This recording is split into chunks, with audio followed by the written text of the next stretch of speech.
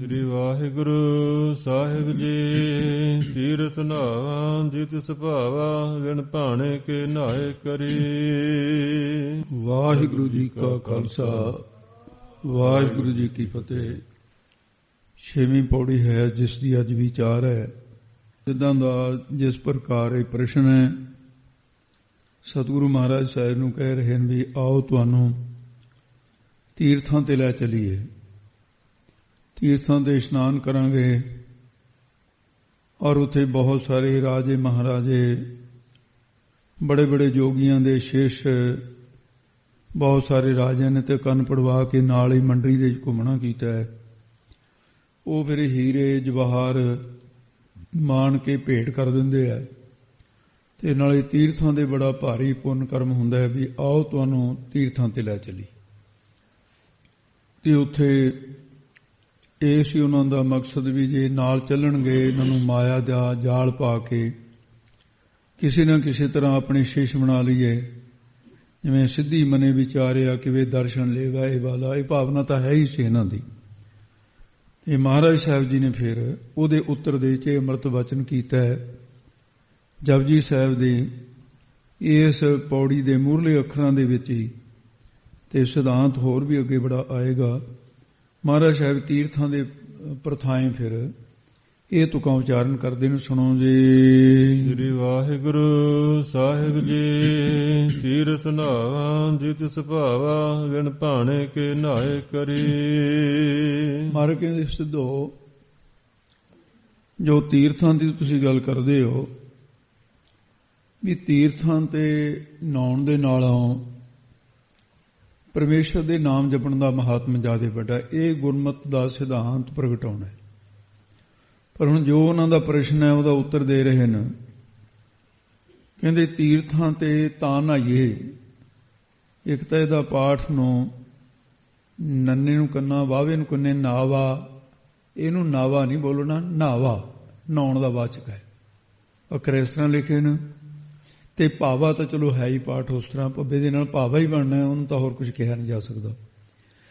ਤੇ ਫਿਰ ਨੰਨੇ ਨੂੰ ਕੰਨਾ ਈੜੀ ਨੂੰ ਸਿਹਾਰੀ ਹੈ, ਨਾਏ ਦੀ ਥਾਂ ਤੇ ਨਾਏ। ਇਹ ਦੋ ਪਾਠ ਦੀਆਂ ਕੁੰਡੀਆਂ ਇੱਕੋ ਹੀ ਤੁਕ ਦੇ ਵਿੱਚ ਨੇ। ਤੇ ਉਹਨੂੰ ਨਾਵਾ ਨਾਵਾ, ਨਾਏ ਨਾਏ। ਨਾਏ ਨੂੰ ਨਾਏ ਕਹਿਣਾ, ਨਾਵਾ ਨੂੰ ਨਾਵਾ ਕਹਿਣਾ। ਇਹ ਦੋ ਪਾਠ ਦੀਆਂ ਕੁੰਡੀਆਂ। ਤੀਰਥਾਂ ਤੇ ਨਹਾਵਾ, ਤੀਰਥਾਂ ਤੇ ਨਹਾਉਣਾ ਤਾਂ ਸਫਲ ਹੈ ਜੇ ਵਾਹਿਗੁਰੂ ਨੂੰ ਪਾ ਜਾਵੇ ਨਹਾਉਣਾ, ਇਸ਼ਨਾਨ ਕਰਨਾ। ਜੇ ਵਾਹਿਗੁਰੂ ਨੂੰ ਭਾਵੇ ਨਾ ਤਾਂ ਉੱਥੇ ਫਿਰ ਉਹਦੇ ਭਾਵੇ ਤੋਂ ਬਿਨਾ ਕੀ ਕਰੋਗੇ ਨਹਾ ਕੇ? ਕੀ ਫਲ ਹੈ ਨਹਾਉਣ ਦਾ? ਬਿਨ ਭਾਣੇ ਕਿ ਨਹਾਏ ਕਰੀ, ਕੁਛ ਵੀ ਫਲ ਨਹੀਂ। ਤੀਰਥਾਂ ਤੇ ਨਹਾਉਣ ਦਾ ਤਾਂ ਫਲ ਹੈ ਜੇ ਭਾਵਾ ਮਨ ਦੇ ਵਿੱਚ ਭਾਵਨਾ ਹੋਵੇ। ਜੇ ਭਾਵਨਾ ਨਹੀਂ ਹੈ ਵਾਹਿਗੁਰੂ ਤੇ, ਤਾਂ ਫਿਰ ਤੀਰਥ ਦੇ ਨਹਾਉਣ ਦਾ ਕੋਈ ਫਲ ਨਹੀਂ ਹੈ। ਤੋ ਇਸ ਕਰਕੇ ਭਾਵਨਾ ਮਨ ਦੇ ਵਿੱਚ ਹੋਣੀ ਚਾਹੀਦੀ ਹੈ। ਭਾਵਨਾ ਤੋਂ ਭਾਵ ਸ਼ਰਧਾ ਹੈ। ਤੇ ਉਸ ਵਾਹਿਗੁਰੂ ਦੇ ਭਾਣਾ, ਜਿਹੜਾ ਭਾਣਾ ਮੰਨੇ ਤੋਂ ਬਿਨਾ, ਬਿਨ ਭਾਣੇ ਉਹਦਾ ਭਾਣਾ ਆ ਗਿਆ ਹੁਕਮ ਮੰਨੇ ਤੋਂ ਬਿਨਾ ਕੀ ਕਰੋਗੇ ਨਾ ਅੱਗੇ। ਇਹਦੇ ਤਿੰਨ ਅਰਥ ਨੇ ਪਹਿਲੀ ਤੁਕ ਦੇ। ਤੋ ਇਸ ਕਰਕੇ ਤੀਰਥ ਨਹਾਉਣ ਤੇ ਹੋਰ ਵੀ ਗੁਰਬਾਣੀ 'ਚ ਪ੍ਰਮਾਣ ਮਿਲਣਗੇ। ਤੀਰਥ ਨਹਾਵਣ ਜਾਓ, ਤੀਰਥ ਨਾਮ ਹੈ। ਤੀਰਥ ਸ਼ਬਦ ਵਿਚਾਰ ਅੰਤਰ ਗਿਆਨ ਹੈ। ਤੋ ਇਸ ਕਰਕੇ ਮਹਾਰਾਜ ਸਾਹਿਬ ਜੀ ਨੇ ਉਹਦੀ ਇਸ ਗੱਲ ਦਾ ਖੰਡਨ ਕੀਤਾ। ਤੇ ਇਸੇ ਵਿਚਾਰ ਨੂੰ ਜੇ ਦ੍ਰਿਸ਼ਟਾਂਤ ਦੁਆਰਾ ਸਿੱਧ ਕਰਨਾ ਹੋਵੇ ਤਾਂ ਜਿਹੜੇ ਸਮੇਂ ਦੇ ਵਿੱਚ ਗੁਰੂ ਨਾਨਕ ਸਾਹਿਬ ਸੰਸਾਰ ਵਿੱਚ ਵਿਚਰੇ ਹੈ, ਉਹ ਤਾਰੀਖਾਂ ਦੇ ਹਿਸਾਬ ਸਿਰ ਤੁਲਸੀਦਾਸ ਉਸ ਵੇਲੇ ਹੀ ਹੋਇਆ। ਤੇ ਜਦੋਂ ਦੀ ਜਨਮ ਤੇ ਉਹਦੀਆਂ ਪ੍ਰਲੋਕ ਗਮਨ ਦੀਆਂ ਤਰੀਕਾਂ ਦੇਖਦੇ ਹਾਂ, ਪਰ ਮਿਲਾਪ ਨਹੀਂ ਗੁਰੂ ਨਾਨਕ ਸਾਹਿਬ ਨਾਲ ਹੋਇਆ, ਇਹ ਵੀ ਗੱਲ ਹੈ।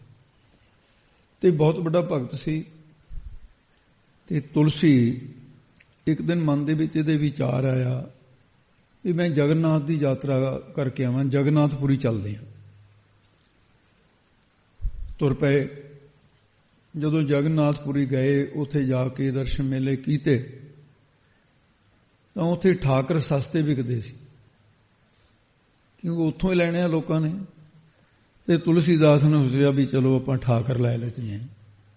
ਪੱਥਰ ਦੇ ਜਿਹੜੇ ਕਾਲੀ ਧਾਰੀ ਹੁੰਦੀ ਹੈ ਚਿੱਟੇ ਪੱਥਰ ਤੇ, ਕਾਲੇ ਪੱਥਰ ਦੇ ਉੱਤੇ ਚਿੱਟੀ ਧਾਰੀ ਹੁੰਦੀ ਹੈ, ਉਹਨੂੰ ਕਹਿੰਦੇ ਵੀ ਭਗਵਾਨ ਦਾ ਰੂਪ ਹੈ ਜਿਵੇਂ ਗੰਡਕਾ ਨਦੀ ਚੋਂ ਨਿਕਲਦੇ। ਉਹਨੂੰ ਸਿੱਧੇ ਰਸਤੇ ਪਾਉਣ ਵਾਸਤੇ ਪਰਮਾਤਮਾ ਨੂੰ ਭਾਉਂਦੀ ਨਹੀਂ ਸੀ ਇਹ ਗੱਲ। ਉਹ ਇੱਕ ਸੰਤ ਦਾ ਰੂਪ ਧਾਰਨ ਕਰਕੇ ਤੁਲਸੀ ਜੀ ਦੇ ਘਰ ਆ ਗਏ। ਆ ਕੇ ਪੁੱਛਿਆ, ਕਹਿਣ ਲੱਗੇ ਪਰਿਵਾਰ ਨੂੰ, ਉਹਨਾਂ ਦੇ ਘਰੋਂ ਬੀਬੀ ਨੂੰ ਵੀ ਗੁਸਾਈਂ ਤੁਲਸੀਦਾਸ ਕਿੱਥੇ ਨੇ? ਕਹਿੰਦੇ ਜੀ ਉਹ ਤਾਂ ਤੀਰਥ ਯਾਤਰਾ ਕਰਨ ਗਏ ਹੋਏ। ਤੇ ਭਗਵਾਨ ਜੀ ਸੰਤ ਰੂਪ ਦੇ ਵਿੱਚ ਕਹਿੰਦੇ ਤੀਰਥ ਯਾਤਰਾ ਕਾਹਨੂੰ ਕਰਨ ਗਏ ਨੇ? ਸੌਦਾ ਖਰੀਦਣ ਵਾਸਤੇ ਗਏ ਹੋਏ। ਤੇ ਬਾਅਦ ਦੇ ਵਿੱਚ ਜਦੋਂ ਤੁਲਸੀ ਜੀ ਘਰ ਆਏ ਤਾਂ ਸੁਭਾਵ ਕੀ ਹੈ ਵੀ ਜਦੋਂ ਕੋਈ ਬੰਦਾ ਬਾਹਰ ਤੋਂ ਆਉਂਦਾ ਪੁੱਛਦਾ ਵੀ ਮੇਰੇ ਗਏ ਪਿੱਛੇ ਤੇ ਕੋਈ ਆਇਆ ਤਾਂ ਨਹੀਂ ਸੀ? ਮਹਾਤਮਾ ਆਏ ਰਹਿੰਦੇ ਸੀ ਨਾ। ਤਾਂ ਪਰਿਵਾਰ ਨੇ ਦੱਸਿਆ, ਕਹਿੰਦੇ ਜੀ ਆਏ ਸੀ ਇੱਕ ਸੰਤ, ਪਰ ਕੁਝ ਅਜੀਬ ਕਿਸਮ ਜਿਹੀ ਦੀ ਗੱਲ ਕਹਿ ਗਿਆ ਕਿ ਕਹਿੰਦੇ ਮੈਨੂੰ ਪੁੱਛਿਆ ਵੀ ਕਿੱਥੇ ਨੇ, ਬੈਠੋ ਪ੍ਰਸ਼ਾਦਾ ਪਾਣੀ ਛਕੋ, ਦੁੱਧ ਛਕੋ। ਕਹਿੰਦੇ ਨਹੀਂ, ਛਕਣਾ ਛਕਾਉਣਾ ਦਾ ਕੁਝ ਨਹੀਂ, ਇਹ ਤੁਲਸੀ ਜੀ ਦੇ ਦਰਸ਼ਨ ਕਰਨੇ ਸੀ। ਕਹਿੰਦੇ ਜੀ ਉਹ ਤਾਂ ਤੀਰਥ ਯਾਤਰਾ ਤੇ ਗਏ ਹੋਏ ਨੇ। ਕਹਿੰਦੇ ਸੰਤ ਕਹਿੰਦਾ ਕਾਹਨੂੰ ਗਏ ਨੇ ਤੀਰਥ ਯਾਤਰਾ? ਸੌਦਾ ਖਰੀਦਣ ਗਏ ਨੇ। ਉਹਨੇ ਕਿਹਾ ਓਹੋ ਵੀ ਮੇਰੇ ਇਹ ਠਾਕਰ ਖਰੀਦਣੇ।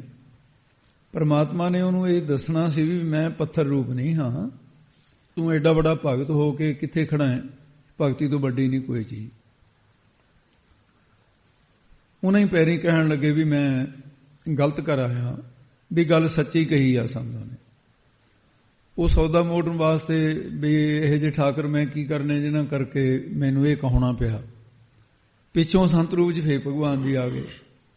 ਫੇਰ ਪੁੱਛਿਆ, ਕਹਿੰਦੇ ਹੁਣ ਕਿੱਥੇ ਆ? ਕਹਿੰਦੇ ਜੀ ਅੱਜ ਵੀ ਨਹੀਂ ਆ। ਕਹਿੰਦੇ ਹੁਣ? ਕਹਿੰਦੇ ਜੀ ਉਹ ਦੁਬਾਰੇ ਫੇਰ ਚਲੇ ਗਏ ਯਾਤਰਾ ਕਰਨ। ਕਹਿੰਦੇ ਕਾਹਨੂੰ ਯਾਤਰਾ ਕਰਨ ਚਲੇ ਗਏ? ਸੌਦਾ ਮੋੜਨ ਚਲੇ ਗਏ।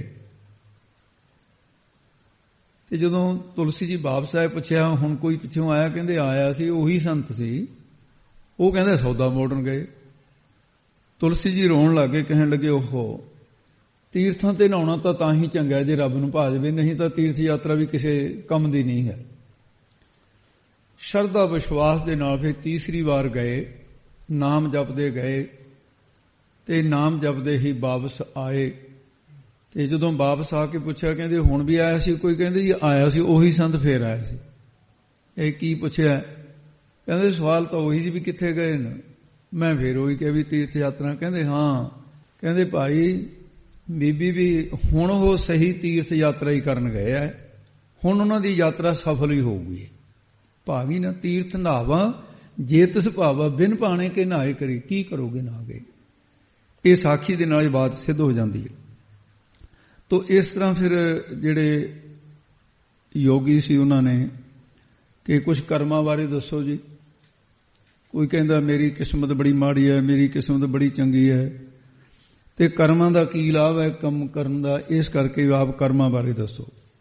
ਤੇ ਮਹਾਰਾਜ ਸਾਹਿਬ ਨੇ ਫਿਰ ਅਗਲੀ ਪੰਕਤੀ ਉਚਾਰਨ ਕੀਤੀ ਹੈ, ਜਿਤੇ ਸਿਰਠ ਪਾਈ ਵੇਖਾ ਵਿਣ ਕਰਮਾਂ ਕੇ ਮਿਲੇ ਲਈ। ਕਹਿੰਦੇ ਹੈ ਸਿੱਧੋ ਜਿੰਨੀ ਵੀ ਸ੍ਰਿਸ਼ਟੀ ਉਪਾਈ ਦਾ ਅਰਥ ਹੈ ਪੈਦਾ ਕੀਤੀ ਹੋ। ਵੇਖਾ ਵੇਖੀ ਜਾ ਰਹੀ ਹੈ, ਤੁਸੀਂ ਦੇਖਦੇ ਹੋ, ਮੈਂ ਦੇਖ ਰਿਹਾ। ਇਹ ਸਾਰੀ ਸ੍ਰਿਸ਼ਟੀ ਦੇ ਜਿੰਨੇ ਜੀਵਨ ਉਹ ਭਾਗਾਂ ਤੋਂ ਬਿਨਾ ਕਿਸੇ ਨੂੰ ਕੀ ਮਿਲਦਾ ਹੈ? ਭਾਵ ਕੁਝ ਨਹੀਂ ਮਿਲਦਾ। ਕੇ ਮਿਲ ਭਾਵ ਤੋਂ ਕੇ ਤੋਂ ਕੀ ਸਮਝਣਾ? ਕੇ ਮਿਲੇ ਔਰ ਭਾਗਾਂ ਤੋਂ ਬਿਨਾ ਲਈ ਲੈ ਕੋਈ ਕੀ ਲਏਗਾ? ਭਾਗਾਂ ਤੋਂ ਬਿਨਾ ਕੋਈ ਕੀ। ਭਾਵ ਕਰਮਾਂ ਤੋਂ ਬਿਨਾ ਕੁਝ ਵੀ ਪ੍ਰਾਪਤ ਨਹੀਂ ਹੁੰਦਾ। ਜੇ ਸਾਡੇ ਕਰਮਾਂ 'ਚ ਤੀਰਥ ਯਾਤਰਾ ਹੋਊਗੀ, ਮਹਾਰਾਜ ਕਹਿੰਦੇ ਅਸੀਂ ਆਪ ਹੀ ਕਰ ਲਾਂਗੇ। ਵੀ ਤੁਹਾਡੇ ਨਾਲ ਜਾਣ ਦੀ ਮੈਂ ਕਿਹੜਾ ਜਵਾਕ ਆ ਵੀ ਤੁਸੀਂ ਮੈਨੂੰ ਉਂਗਲੀ ਫੜ ਕੇ ਲੈ ਕੇ ਜਾਓਗੇ। ਮੈਂ ਤੀਰਥ ਯਾਤਰਾ ਭੁੱਲਿਆ? ਜੇ ਮੈਂ ਸਮੇਰ ਪਰਬਤ ਤੇ ਆ ਸਕਦਾ, ਮੈਂ ਤੀਰਥਾਂ ਤੇ ਵੀ ਜਾ ਸਕਦਾ। ਮੈਂ ਤੁਹਾਡੇ ਨਾਲ ਜਾਣ ਦਾ ਮੇਰਾ ਕੋਈ ਮਕਸਦ ਨਹੀਂ। ਤੇ ਕਰਮਾਂ ਬਾਰੇ ਬਿਨ ਕਰਮਾਂ ਕੁਛ ਪਾਈਆ ਨਹੀਂ, ਕਿਆ ਕਰ ਕਹਿਆ ਜਾਏ। ਤੇ ਫਿਰ ਪ੍ਰਮਾਣ ਹੈ, ਜੇ ਬੇਹੋ ਤੇਰਾ ਲੋਚੀਏ ਬਿਨ ਕਰਮਾਂ ਪਾਇਆ ਨਾ ਜਾਏ। ਦੱਦਾ ਦੋਸ ਨਾ ਦਿਓ ਕਿਸੈ, ਦੋਸ ਕਰਮਾਂ ਆਪਣਿਆਂ। ਜੋ ਮੈਂ ਕੀਆ ਸੋ ਮੈਂ ਪਾਇਆ, ਦੋਸ ਨਾ ਦੀਜੈ ਅਵਰ ਜਨਾ। ਬਿਨ ਕਰਮਾਂ ਕੁਛ ਪਾਈਆ ਨਾਹੀਂ, ਜੇ ਬਹੁ ਤੇਰਾ ਧਾਵੈ। ਤੇ ਕਰਮ ਤੋਂ ਬਿਨਾਂ ਕੁਛ ਵੀ ਨਹੀਂ ਮਿਲਦਾ ਹੈ। ਹੁਣ ਕਰਮਾਂ ਦੇ ਉੱਤੇ ਅੱਗੇ ਚੱਲ ਕੇ ਉਸ ਤੋਂ ਸੰਪੇ ਕੋਈ ਈਸ਼ਰਤਾ ਹੀ, ਉਹਦੇ ਤੇ ਵੀ ਉਹ ਇੱਕ ਸਾਖੀ ਲੈ ਗਿਆ ਵੀ ਇੱਕ ਜੰਗਲ ਦੇ ਵਿੱਚ ਗਰੀਬ ਪਰਿਵਾਰ ਰਹਿੰਦਾ ਸੀ। ਇੱਕ ਉਹ ਭਾਈ ਆਪ ਸੀ ਲੱਕੜਹਾਰਾ, ਇੱਕ ਉਹਦੇ ਘਰ ਵਾਲੀ ਸੀ, ਇੱਕ ਉਹਦਾ ਲੜਕਾ ਸੀ। ਲੱਕੜਾਂ ਕੱਟਦੇ ਗੁਜ਼ਾਰਾ ਕਰਦੇ। ਤਾਂ ਇੱਕ ਦਿਨ ਐਸਾ ਹੋਇਆ ਕਿ ਸੰਤ ਮਿਲਿਆ, ਉਹਨੇ ਆਪਣੀ ਗਰੀਬੀ ਦੀ ਹਾਲਤ ਦੱਸੀ। ਇਹ ਸਾਰੀ ਜ਼ਿੰਦਗੀ ਹੋ ਗਈ ਜੀ ਲੱਕੜਾਂ ਨਾਲੇ ਮੱਥਾ ਮਾਰਦੇ ਆ, ਤੇ ਕਦੇ ਮੈਂ ਵੀ 4 ਪੈਸੇ ਜੁੜੇ ਨਾ, ਘਰ ਦੀ ਵਿੱਚ ਗਰੀਬੀ ਹੈ, ਰੋਜ਼ ਦੀ ਰੋਜ਼ ਕਮਾ ਕੇ ਖਾਣੇ। ਉਹ ਕਹਿੰਦੇ ਵੀ ਤੂੰ ਸ਼ਿਵ ਜੀ ਦਾ ਧਿਆਨ ਧਰ ਕੇ ਉਹਦਾ ਆਰਾਧਨ ਕਰ, ਵੀ ਸਾਰੇ ਦੇਵਤਿਆਂ ਚੋਂ ਇੱਕ ਸ਼ਿਵ ਜੀ ਆ ਜਿਹੜਾ ਛੇਤੀ ਪ੍ਰਗਟ ਹੁੰਦਾ, ਜਦੋਂ ਪ੍ਰਗਟ ਹੋਊਗਾ ਤੂੰ ਵਰ ਮੰਗ ਲਈ। ਕਹਿੰਦਾ ਜੀ ਠੀਕ। ਸ਼ਿਵੋਮ ਸ਼ਿਵੋਮ ਦਾ ਜਾਪ ਦੇ ਦਿੱਤਾ। ਉਹ ਜਦੋਂ ਕਿਤੇ ਉਹਨਾਂ ਦੀ ਆਰਾਧਨਾ ਪੂਰੀ ਹੋ ਗਈ, ਸ਼ਿਵ ਜੀ ਪ੍ਰਗਟ ਹੋਇਆ, ਕਹਿਣ ਲੱਗਾ ਵੀ ਵਰ ਦਿਆਂ ਮੈਂ ਇਹਨਾਂ ਨੂੰ। ਸਭ ਤੋਂ ਪਹਿਲਾਂ ਬੀਬੀ ਕੋਲ ਚਲਾ ਗਿਆ, ਉਹਦੇ ਦੰਦ ਬਾਹਰ ਨੂੰ ਸੀ, ਕਾਲਾ ਜਿਹਾ ਰੰਗ ਸੀ, ਦੰਦੋ ਮਾਈ ਕਹਿੰਦੇ ਸੀ ਲੋਕ ਉਹਨੂੰ। ਉਹਦੇ ਕੋਲ ਗਿਆ, ਕਹਿਣ ਲੱਗਾ ਵੀ ਤੇਰੀ ਭਗਤੀ ਪੂਰੀ ਹੋ ਗਈ, ਬ੍ਰਹਮਭੂ ਵਰ ਮੰਗ ਲੈ। ਬ੍ਰਹਮਭੂ ਦਾ ਮਤਲਬ ਹੁੰਦਾ ਵਰ ਮੰਗ। ਤੇ ਉਹ ਬੀਬੀ ਕਹਿਣ ਲੱਗੀ, ਕਹਿੰਦੀ ਜੀ ਮੈਨੂੰ ਸਾਰੇ ਲੋਕ ਦਾਂਦੋ ਦਾਂਦੋ ਕਹੀ ਜਾਂਦੇ ਆ, ਕਾਲਾ ਜਿਹਾ ਮੇਰਾ ਰੰਗ ਹੈ, ਜੇ ਤੁਸੀਂ ਮੈਨੂੰ ਵਰ ਦੇ ਸਕਦੇ ਹੋ ਵੀ ਮੈਨੂੰ ਤਾਂ 16-17 ਸਾਲ ਦੀ ਸੁੰਦਰ ਕੰਨਿਆ ਵਰਗਾ ਰੂਪ ਦੇ ਦਿਓ। ਉਹ ਕਹਿੰਦਾ ਤਥਾਸਤੂ। ਤੇ ਉਹ ਸੁੰਦਰ ਸਰੂਪ ਵਾਲੀ ਕੰਨਿਆ ਬਣ ਗਈ। ਤੇ ਪਿੱਛੇ ਤੋਂ ਰਾਜਾ ਆਇਆ ਸ਼ਿਕਾਰ ਖੇਡਣ, ਉਹਨੇ ਦੇਖਿਆ ਵੀ ਇੰਨੀ ਸੋਹਣੀ ਸੁਨੱਖੀ ਲੜਕੀ ਇੱਥੇ ਜੰਗਲ 'ਚ ਇਹ ਕੀ ਕਰਦੀ ਹੈ। ਉਹਨੇ ਬਥੇਰਾ ਕਿਹਾ ਵੀ ਮੈਂ ਤਾਂ ਲੱਕੜਹਾਰੇ ਦੇ ਘਰ ਵਾਲੀਆਂ ਧੱਕੇ ਦੇ ਉਹਨੇ ਘੋੜੇ ਦੇ ਬਹਾ ਲਈ, ਮਹਿਲਾਂ 'ਚ ਚੱਲ ਤੂੰ। ਰਾਜੇ ਕੋਈ ਪਰਵਾਹ ਨਹੀਂ ਸੀ ਕਰਦੇ, ਨਾ ਕੋਈ ਇਹਨਾਂ ਨੂੰ ਪੁੱਛਣ ਵਾਲਾ ਸੀ, ਨਾ ਪ੍ਰਜਾ ਬਗਾਵਤ ਕਰ ਸਕਦੀ ਸੀ। ਉਹਦੇ ਦੇਖਦੇ ਦੇਖਦੇ ਘਰ ਵਾਲੀ ਚਲੀ ਗਈ। ਉਹਨੇ ਕਿਹਾ ਚੰਗਾ ਵਰ ਮੰਗਿਆ ਇਹਨੇ। ਤਾਂ ਫਿਰ ਉਹ ਸ਼ਿਵ ਜੀ ਅੱਗੇ ਫਿਰ ਉਹਨਾਂ ਦੋਨਾਂ ਨੂੰ ਵੀ ਵਰ ਦੇਣਾ ਸੀ। ਤੇ ਭਾਈ ਕੋਲ ਚਲਿਆ ਗਿਆ ਤੇ ਉਹਨੂੰ ਕਹਿੰਦਾ ਵੀ ਤੂੰ ਦੱਸ ਵੀ ਕੀ ਤੈਨੂੰ ਚਾਹੀਦਾ ਹੈ। ਲੜਕੇ ਕੋਲ ਚਲਿਆ ਗਿਆ, ਤੂੰ ਦੱਸ ਵੀ ਤੈਨੂੰ ਕੀ ਚਾਹੀਦਾ ਹੈ। ਤੇ ਉਹ ਕਹਿਣ ਲੱਗਾ, ਲੜਕਾ ਕਹਿੰਦਾ ਜੀ, ਉਹਦੇ ਘਰ ਵਾਲਾ ਕਹਿਣ ਲੱਗਾ, ਕਹਿੰਦਾ ਜੀ ਇਸ ਤਰ੍ਹਾਂ ਕਰੋ, ਮੇਰੇ ਘਰ ਵਾਲੀ ਨੂੰ ਨਾ ਸੁੰਦਰ ਸਰੂਪ ਕਰਕੇ ਰਾਜਾ ਫੜ ਕੇ ਲੈ ਗਿਆ, ਵੀ ਸੂਰੀ ਦਾ ਰੂਪ ਬਣਾ ਦਿਓ ਉਹਨੂੰ। ਉਹ ਦੇਵਤਿਆਂ 'ਚ ਇਹ ਸ਼ਕਤੀਆਂ ਹੁੰਦੀਆਂ ਨੇ, ਸੂਰੀ ਦਾ ਰੂਪ ਬਣਾ ਦਿਓ। ਜਦ ਸੂਰੀ ਦਾ ਰੂਪ ਬਣਿਆ, ਰਾਜੇ ਦੇ ਪਿੱਛੇ ਬੈਠੀ ਘੁਰਘੁਰ ਲੱਗੀ ਕਰਨ। ਉਹਨੇ ਕਿਹਾ ਕਿਹੜੀ ਬਰਾਕ ਖਰੀਦ ਲਈ ਮੈਂ। ਉਹਨੇ ਮਾਰੀ ਭਗਾ ਕੇ ਹੇਠਾਂ, ਮਮਤਾ ਦੀ ਮਾਰੀ ਸੂਰੀ ਬਣੀ ਹੋਈ ਆਪਣੇ ਪੁੱਤ ਕੋਲ ਚਲੀ ਗਈ। ਉਹਨੇ ਪੁੱਤ ਨੇ ਵੀ ਇਹ ਸਿਆਣ ਲਿਆ ਵੀ ਘੋੜੇ ਤੋਂ ਡਿੱਗ ਕੇ ਹੁਣ ਇਹ ਕਲਾ ਵਰਤ ਕੇ ਵੀ ਮੰਗਿਆ ਸੀ ਵਰ, ਮੇਰੇ ਪਿਓ ਨੇ ਵਰ ਮੰਗਿਆ ਸੀ, ਇਸ ਕਰਕੇ ਉਹ ਤਾਂ ਉਹਨੂੰ ਪਤਾ ਨਹੀਂ ਸੀ ਲੱਗਣਾ। ਤੇ ਮਮਤਾ ਦੀ ਮਾਰੀ ਆਲੇ ਦੁਆਲੇ ਗੇੜੇ ਕੱਢੇ। ਸ਼ਿਵ ਜੀ ਕਹਿੰਦਾ ਵੀ ਤੂੰ ਵੀ ਮੰਗ ਲੈ, ਤੇਰੇ ਮਾਂ ਪਿਓ ਨੇ ਤਾਂ ਵਰ ਮੰਗ ਲਿਆ। ਕਹਿੰਦਾ ਜੀ ਮੇਰੀ ਮਾਂ ਨੂੰ ਇਹੋ ਜਿਹੀ ਕਰ ਦਿਓ ਜਿਹੇ ਜੀ ਪਹਿਲਾਂ ਸੀ। ਉਹ ਕਹਿੰਦਾ ਤਥਾਸਤੂ। ਮੁੜ ਕੇ ਉਹ ਜੀ ਹੁਣ ਦੇਖੋ ਆਰਾਧਨਾ ਵੀ ਕੀਤੀ, ਕਰਮਾਂ 'ਚ ਕੁਛ ਨਹੀਂ ਸੀ। ਬਿਨ ਕਰਮਾਂ ਕੇ ਮਿਲੇ ਲਈ ਕੀ ਮਿਲੂਗਾ ਕਿਸੇ ਨੂੰ ਬਿਨਾਂ ਕਰਮਾਂ ਤੇ। ਉਹ ਉੱਥੇ ਦੇ ਉੱਥੇ ਹੀ ਖੜੇ ਰਹਿ ਗਏ। ਸੰਪੇ ਕੋਈ ਈਸ਼ਰ ਤੇ ਜਾਂ ਸੰਪੇ ਪੁਰਬ ਲਿਖੇ ਕੀ ਪਾਈ। ਇਹ ਕਰਮਾਂ ਤੇ ਇਸ ਤਰ੍ਹਾਂ ਦੀ ਵਿਚਾਰ ਕੀਤੀ। ਤੋ ਇਸ ਕਰਕੇ ਇਹੋ ਜਿਹੀਆਂ ਸਾਖੀਆਂ ਭਾਵੇਂ ਵਿੱਚੋਂ ਉਹਨਾਂ ਦਾ ਇਹ ਲੱਗੇ ਵੀ ਕਲਪਨਾ ਕੀਤੀ ਹੋਈ ਹੈ ਹੋਵੇ, ਸਿਧਾਂਤ ਦੇਖੋ ਵਿੱਚੋਂ ਜਿਹੜਾ ਨਿਕਲਿਆ ਜਾਣਾ ਉਹ ਤਾਂ ਕਲਪਨਾ ਨਹੀਂ ਹੈ। ਜਿਹੜਾ ਵਿੱਚੋਂ ਗਿਆਨ ਕੱਢਣਾ ਹੈ ਉਹ ਕਲਪਤ ਦੇ ਵਿੱਚੋਂ ਹੀ ਸਿੱਖਿਆ ਰੂਪ ਗਿਆਨ ਪ੍ਰਾਪਤ ਹੋ ਜਾਂਦਾ ਹੈ। ਇਸੇ ਤਰ੍ਹਾਂ ਇੱਕ ਵਾਰੀ ਕਹਿੰਦੇ ਵੀ ਲక్ష్ਮੀ ਦੀ ਔਰ ਕਰਮਾਂ ਦਾ ਵਿਵਾਦ ਲਿਖਿਆ ਗ੍ਰੰਥਾਂ 'ਚ। ਲక్ష్ਮੀ ਕਹਿਣ ਲੱਗੀ ਮੈਂ ਵੱਡੀ ਹਾਂ, ਕਰਮ ਕਹਿਣ ਲੱਗੇ ਕਰਮ ਦੇਵਤਾ, ਇਹਨਾਂ ਦੇ ਵੀ ਇੱਕ ਦੇਵਤਾ ਹੈ, ਉਹ ਕਹਿੰਦਾ ਮੈਂ ਵੱਡਾ। ਬਹਿਸ ਹੁੰਦੀ ਰਹੀ, ਭਗਵਾਨ ਨੇ ਕਿਸੇ ਦਾ ਪੱਖ ਨਹੀਂ ਲਿਆ। ਕਹਿੰਦੇ ਵੀ ਤੁਹਾਡਾ ਝਗੜਾ ਆਪ ਨਿਬੇੜੋ ਤੁਸੀਂ, ਮੈਂ ਕੁਛ ਨਹੀਂ। ਲక్ష్ਮੀ ਕਹਿੰਦੀ ਵੀ ਮੇਰੀਆਂ ਬਰਕਤਾਂ ਮੈਂ ਇੱਕ ਕੰਗਾਲ ਨੂੰ ਬਹੁਤ ਅਮੀਰ ਬਣਾ ਸਕਦੀ ਹਾਂ। ਕਰਮ ਕਹਿੰਦਾ ਨਹੀਂ ਤੂੰ ਕੁਛ ਨਹੀਂ ਕਰ ਸਕਦੀ ਮੇਰੇ ਤੋਂ ਬਿਨਾਂ, ਜੇ ਮੈਂ ਨਾ ਹੋਵੇ ਤੂੰ ਅਮੀਰ ਬਣਾ ਹੀ ਨਹੀਂ ਸਕਦੀ। ਉਹ ਕਹਿੰਦੇ ਵੀ ਬਹਿਸ ਇਸ ਤਰ੍ਹਾਂ ਤਾਂ ਇਹਨਾਂ ਦਾ ਅੰਤ ਨਹੀਂ ਹੋਣਾ ਬਹਿਸ ਦਾ। ਵੀ ਆਪਾਂ ਇੱਕ ਕੰਮ ਕਰਦੇ ਹਾਂ ਵੀ ਇੱਕ ਕੰਗਾਲ ਚੁਣ ਲੈਨੇ ਆ। ਲక్ష్ਮੀ ਕਹਿੰਦੀ ਮੈਂ ਤੈਨੂੰ ਅਮੀਰ ਬਣਾ ਕੇ ਦਿਖਾ ਦੇਣੀ। ਕਹਿੰਦਾ ਦਿਖਾ। ਕਹਿਣ ਲੱਗੇ ਵੀ ਉਹ ਦੇਖ ਗਰੀਬ ਹੈ ਨਾ, ਲੱਕੜਹਾਰਾ ਲੱਕੜੀਆਂ ਕੱਟਦਾ ਹੈ। ਕਹਿੰਦੀ ਹਾਂ। ਕਹਿੰਦੀ ਮੈਂ ਇਹਨੂੰ ਲੱਗੀ ਅਮੀਰ ਬਣਾਉਣ। ਉਹ ਕਹਿੰਦਾ ਬਣਾ। ਕਰਮ ਦੇਵਤਾ ਕਹਿੰਦਾ ਉਹਨੇ ਸ਼ਾਹਣੀ ਦਾ ਰੂਪ ਧਾਰਨ ਕਰਕੇ ਸ਼ਾਹੂਕਾਰਨੀ ਦਾ ਮੋਹਰਾਂ ਦੀ ਥੈਲੀ ਭਰੀ ਹੋਈ, ਉਹਨੂੰ ਕਹਿੰਦੀ ਐਵੇਂ ਲੱਕੜਾਂ ਕੱਟੀਆਂ ਨੇ, ਮੈਂ ਤੇਰੇ ਤੇ ਪ੍ਰਸੰਨ ਵੀ ਆ ਲੈ ਮੋਹਰਾਂ ਦੀ ਥੈਲੀ, ਕਈ ਪੁਸਤਾਂ ਤੱਕ ਮੌਜ ਕਰੇਗਾ। ਉਹ ਬੜਾ ਖੁਸ਼ ਹੋਇਆ। ਤੇ ਬੁੱਧ ਤੋਂ ਬਿਨਾਂ ਧਨ ਰਹਿੰਦਾ ਨਹੀਂ ਜੇ ਆ ਵੀ ਜਾਵੇ। ਬੁੱਧ ਵੱਡੀ ਚੀਜ਼ ਹੈ, ਅਕਲ ਚਾਹੀਦੀ ਹੈ। ਘਰ ਗਿਆ, ਘਰ ਨੂੰ ਜਿੰਦਾ ਲੱਗਿਆ। ਘਰ ਵਾਲੀ ਗੱਲਾਂ ਦੇ ਚਸਕੇ ਵਾਲੀ ਸੀ, ਜਾਂ ਘਰ ਵਾਲਾ ਚਲੇਗਾ ਗਮੰਡਣ ਦੇ ਜਾ ਬੈਠਣਾ, ਗੱਲਾਂ ਮਾਰੀ ਜਾਣੀਆਂ। ਜਿੰਦਾ ਲੱਗਿਆ ਦੇਖਿਆ ਤਾਂ ਉਹਨੇ ਕਿਹਾ ਵੀ ਚਲੋ ਮੈਂ ਪਹਿਲਾਂ ਘਰ ਵਾਲੀ ਨੂੰ ਬਾਅਦ ਚ ਲੱਭਦਾ, ਜੇ ਮੈਂ ਧਨ ਕੋਲ ਲੈ ਕੇ ਲੱਭਿਆ ਕਹੂਗਾ ਆ ਗਈ ਆ ਤੇਰੇ ਕੋਲ। ਉਹਨੇ ਭਗਾ ਕੇ ਉੱਤੇ ਦੀ ਨਾ ਕੰਧ ਦੇ ਉੱਤੇ ਦੀ ਥੈਲੀ ਹੇਠਾਂ ਸਿੱਟ ਦਿੱਤੀ ਆਪਣੇ ਮਕਾਨ ਦੇ ਵਿਹੜੇ 'ਚ। ਉਹ ਗਮੰਡਣ ਕਿਤੇ ਦੇਖਦੀ ਸੀ ਵੀ ਆ ਕੀ ਸਿੱਟਿਆ ਇਹਨੇ, ਬਾਹਰ ਤਾਂ ਜਿੰਦਾ ਲੱਗਿਆ। ਉਹ ਲੱਭਣ ਗਿਆ, ਨੂੰ ਦੇਰ ਲੱਗ ਗਈ। ਗਮੰਡਣ ਨੇ ਮਾੜੀ ਜੀ ਪੌੜੀ ਲਾਈ, ਜਾ ਕੇ ਥੈਲੀ ਚੱਕ ਕੇ ਲਿਆ ਕੇ ਆਪਣੇ ਘਰ ਰੱਖ ਲਈ। ਜਾ ਖੋਲਿਆ ਜਿੰਦਾ, ਕਹਿੰਦਾ ਵੀ ਮੈਂ ਤਾਂ ਥੈਲੀ ਮਿਲੀ ਸੀ ਧਨ ਦੀ, ਪਤਾ ਨਹੀਂ ਕਿੱਧਰ ਗਈ। ਉਹ ਧਨ ਤਾਂ ਗਿਆ, ਸਮਾਂ ਘਰ ਵਾਲੀ ਉਹਦੇ ਗਲ ਪੈ ਗਈ, ਕਹਿੰਦੀ ਤੂੰ ਮੂਰਖ ਹੈ, ਮਸਾਂ ਮਸਾਂ ਧਨ ਮਿਲਿਆ ਸੀ, ਤੈਨੂੰ ਪਤਾ ਨਹੀਂ ਲੱਗਿਆ ਵੀ ਐਂ ਕੰਧਾਂ 'ਚ ਸਿੱਟੀ ਦਾ ਹੁੰਦਾ, ਤੂੰ ਕੋਲ ਰੱਖਣਾ ਸੀ। ਕਰਮ ਦੇਵਤਾ ਕਹਿੰਦਾ ਲక్ష్ਮੀ ਨੂੰ, ਕਹਿੰਦਾ ਦੱਸੋ ਜੀ ਹੁਣ ਬਣਾ ਲਿਆ ਵੀਰ ਤੁਸੀਂ ਮੇਰੇ ਤੋਂ ਬਿਨਾਂ? ਉਹ ਕਹਿੰਦੀ ਕੋਈ ਗੱਲ ਨਹੀਂ, ਇੱਕ ਮੌਕਾ ਮੈਨੂੰ ਹੋਰ ਦੇ। ਤੇ ਲక్ష్ਮੀ ਨੇ ਕੀ ਕੀਤਾ, ਤੇ ਉਹਨੂੰ ਕਹਿਣ ਲੱਗੀ, ਜਾ ਕੇ ਮਿਲੀ, ਕਹਿੰਦੀ ਉਹ ਤੈਨੂੰ ਕੱਲ ਮੈਂ ਥੈਲੀ ਦਿੱਤੀ ਸੀ ਮੋਹਰਾਂ ਦੀ।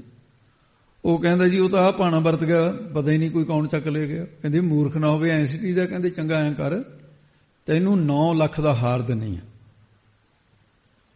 ਤੇਰੀਆਂ 7 ਪੁਸਤਾਂ ਤੋਂ ਨਹੀਂ ਧਨ ਮੁੱਕਣਾ। ਕਹਿੰਦਾ ਜੀ ਠੀਕ ਹੈ, ਬੜਾ ਖੁਸ਼ ਹੋਇਆ। ਕਹਿੰਦੀ ਪਰ ਹੁਣ ਧਿਆਨ ਰੱਖੀ। ਕਹਿੰਦਾ ਪੂਰਾ ਹੀ ਰੱਖੂਗਾ ਧਿਆਨ। ਹੁਣ ਤਾਂ ਉਹਨੇ ਜਿਹੜਾ ਹਾਰ ਸੀ ਉਹ ਸਿਰ ਦੇ ਉੱਤੇ ਬੰਨ ਲਿਆ ਇਸ ਤਰ੍ਹਾਂ ਚੰਗੀ ਤਰ੍ਹਾਂ ਘੁੱਟ ਕੇ। ਕਹਿੰਦਾ ਵੀ ਪਰੇ ਹੀ ਨਹੀਂ ਕਰਨਾ, ਘਰ ਜਾ ਕੇ ਹੀ ਲਾਹੂੰਗਾ। ਗਰਮੀ ਪੈਂਦੀ ਸੀ ਬਹੁਤ, ਕਰਮ ਨੇ ਪ੍ਰੇਰਤਾ।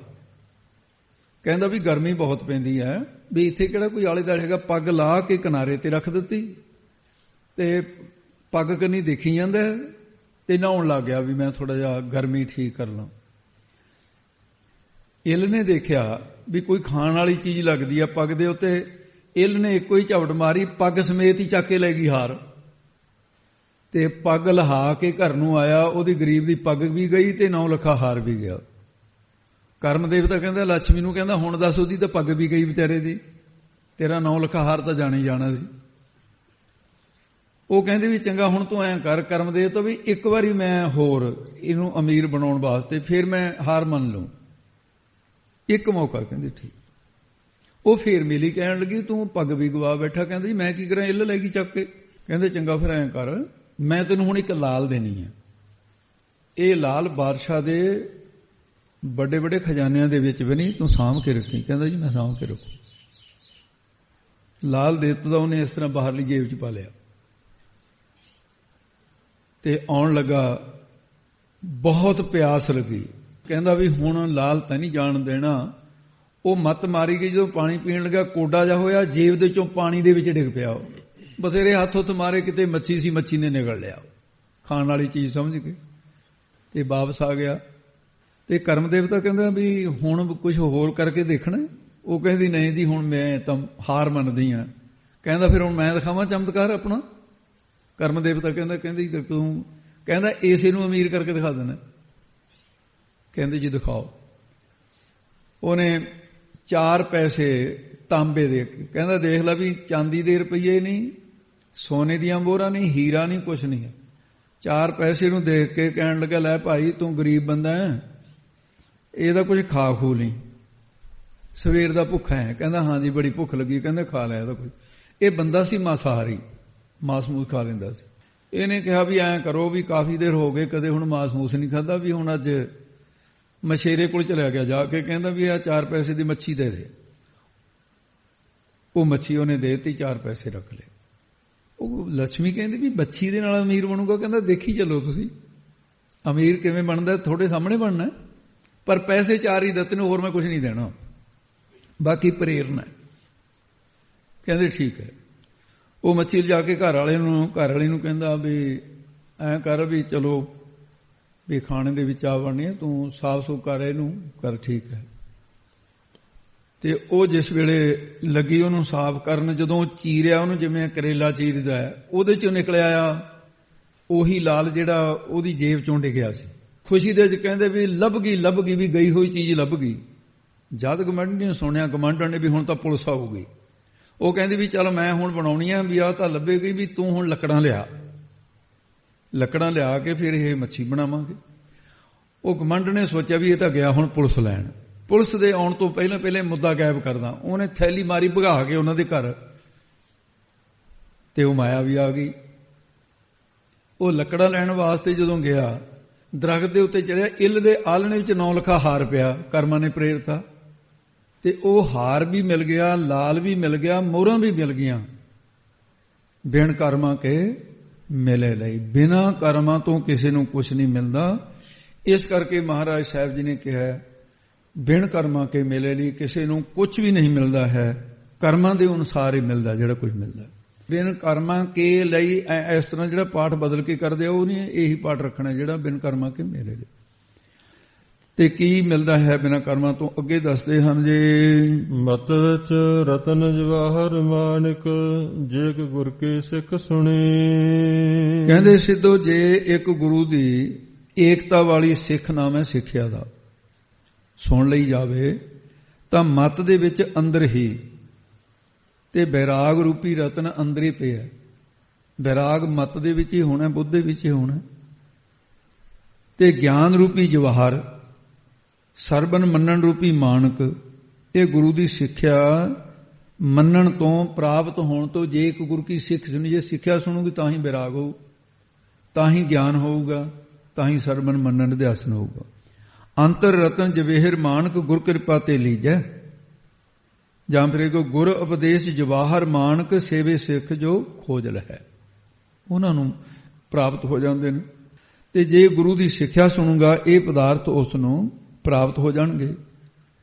ਸਰਵ ਮੰਨਣ ਅਧਿਆਸਨ ਜਿਹੜੇ ਕਹੇ ਹੈ, ਇਹਨਾਂ ਦੀ ਪ੍ਰਾਪਤੀ ਹੋ ਜਾਂਦੀ ਹੈ। ਜੋ ਇਹਨਾਂ ਨੂੰ ਇੱਕ ਗੁਰੂ ਦੀ ਸਿੱਖਿਆ ਸੁਣੀ ਹੈ, ਜਿਨ੍ਹਾਂ ਨੇ ਸੁਣ ਕੇ ਮਤ ਬੁੱਧੀ ਚ ਧਾਰਨ ਕੀਤੀ ਹੈ, ਉਹਨਾਂ ਨੂੰ ਸੁਤੇ ਹੀ ਰਤਨ ਜਵਾਹਰ ਮਾਨਕ ਆਦਿਕ ਇਹੋ ਜਿਹੀਆਂ ਕੀਮਤੀ ਵਸਤੂਆਂ ਵੀ ਗੁਰੂ ਦੇ ਬਚਨ ਮੰਨਣ ਵਾਲਿਆਂ ਨੂੰ ਪ੍ਰਾਪਤ ਹੋ ਜਾਂਦੀਆਂ।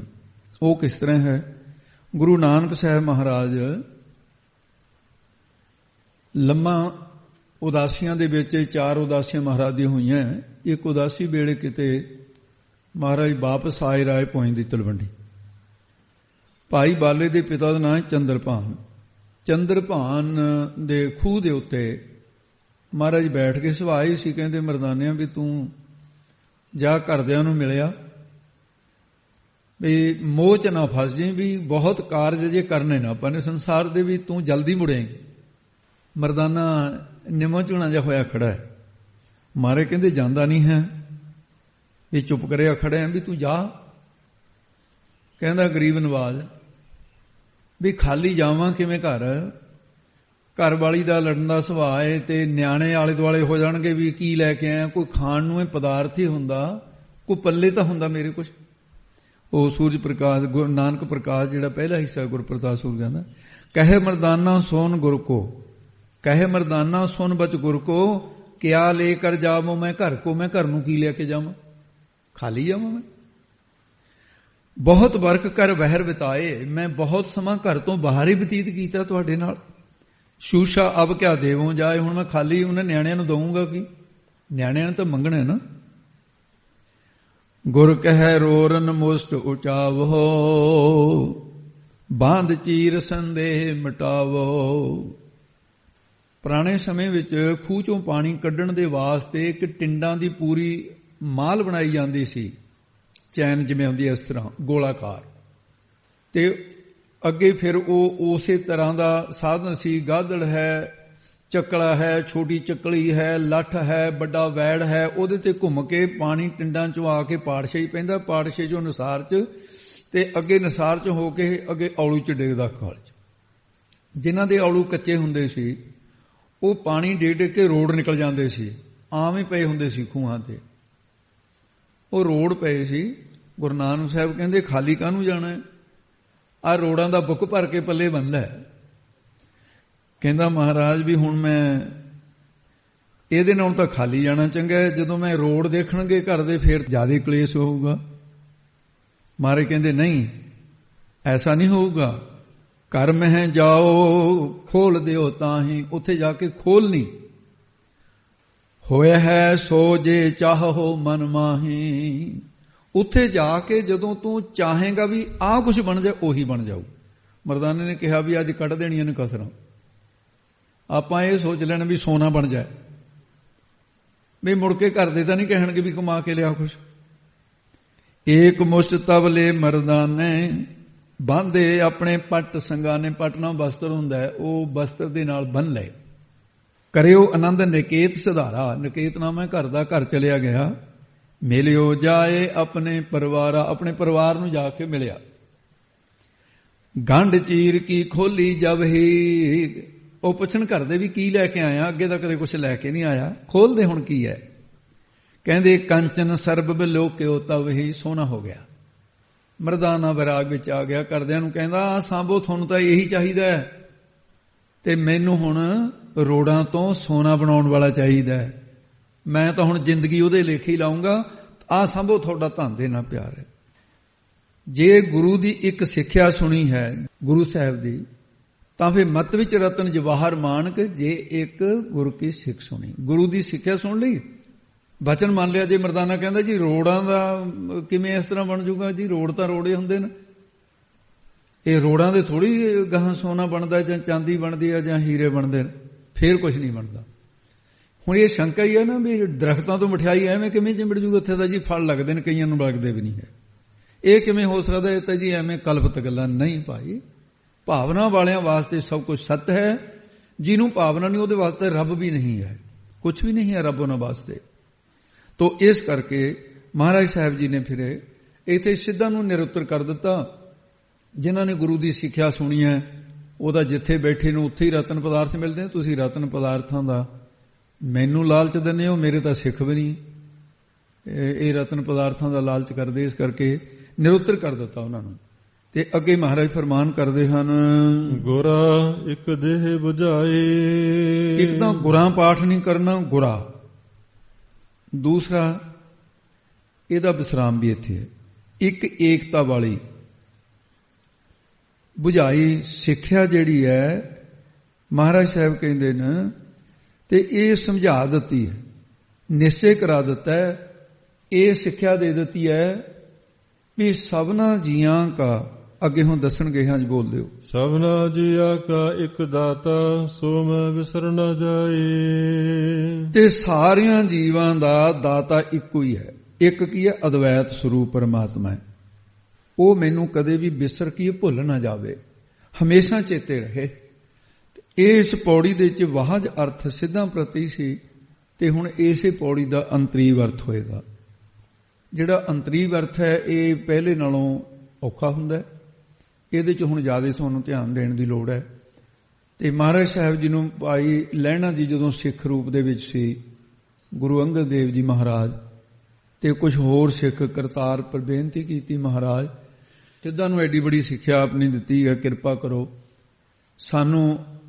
ਉਹਨਾਂ ਨੂੰ ਬਾਹਜ ਤੀਰਥ ਤੇ ਤੁਸੀਂ ਗੱਲ ਕੀਤੀ ਸੀ, ਫਿਰ ਮਹਾਰਾਜ ਤੁਸੀਂ ਕਿਰਪਾ ਕਰੋ, ਇਹ ਤੀਰਥ ਤੋਂ ਕੋਈ ਵੱਡਾ ਤੀਰਥ ਹੋਰ ਹੈ? ਮਹਾਰਾਜ ਕਹਿੰਦੇ ਆਤਮਿਕ ਤੀਰਥ ਹੈ।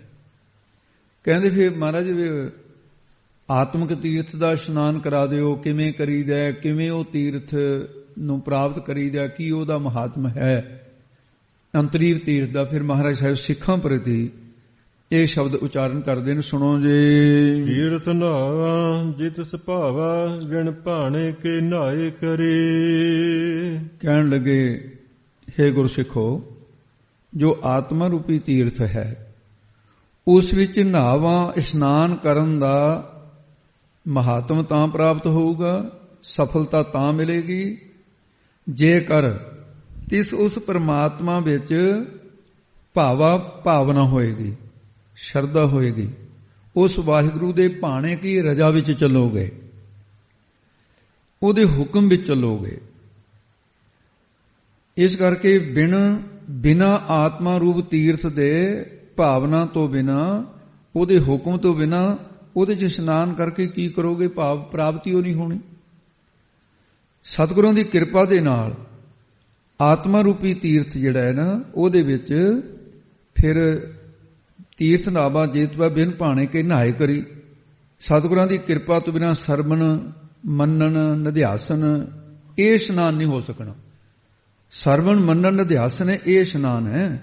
ਸਰਦਾ ਭਾਵਨਾ ਸਮੇਤ ਭਾਣੇ ਵਿੱਚ ਚੱਲ ਕੇ ਤਾਂ ਫਿਰ ਇਸ਼ਨਾਨ ਉਹ ਤੋਂ ਬਿਨਾਂ ਹੋ ਨਹੀਂ ਸਕਦਾ। ਭਾਵਨਾ ਵਾਸਤੇ ਭਾਣੇ ਵਿੱਚ ਚੱਲੇ ਤੋਂ ਬਿਨਾਂ ਕਿਵੇਂ ਇਸ਼ਨਾਨ ਕਰੋਗੇ?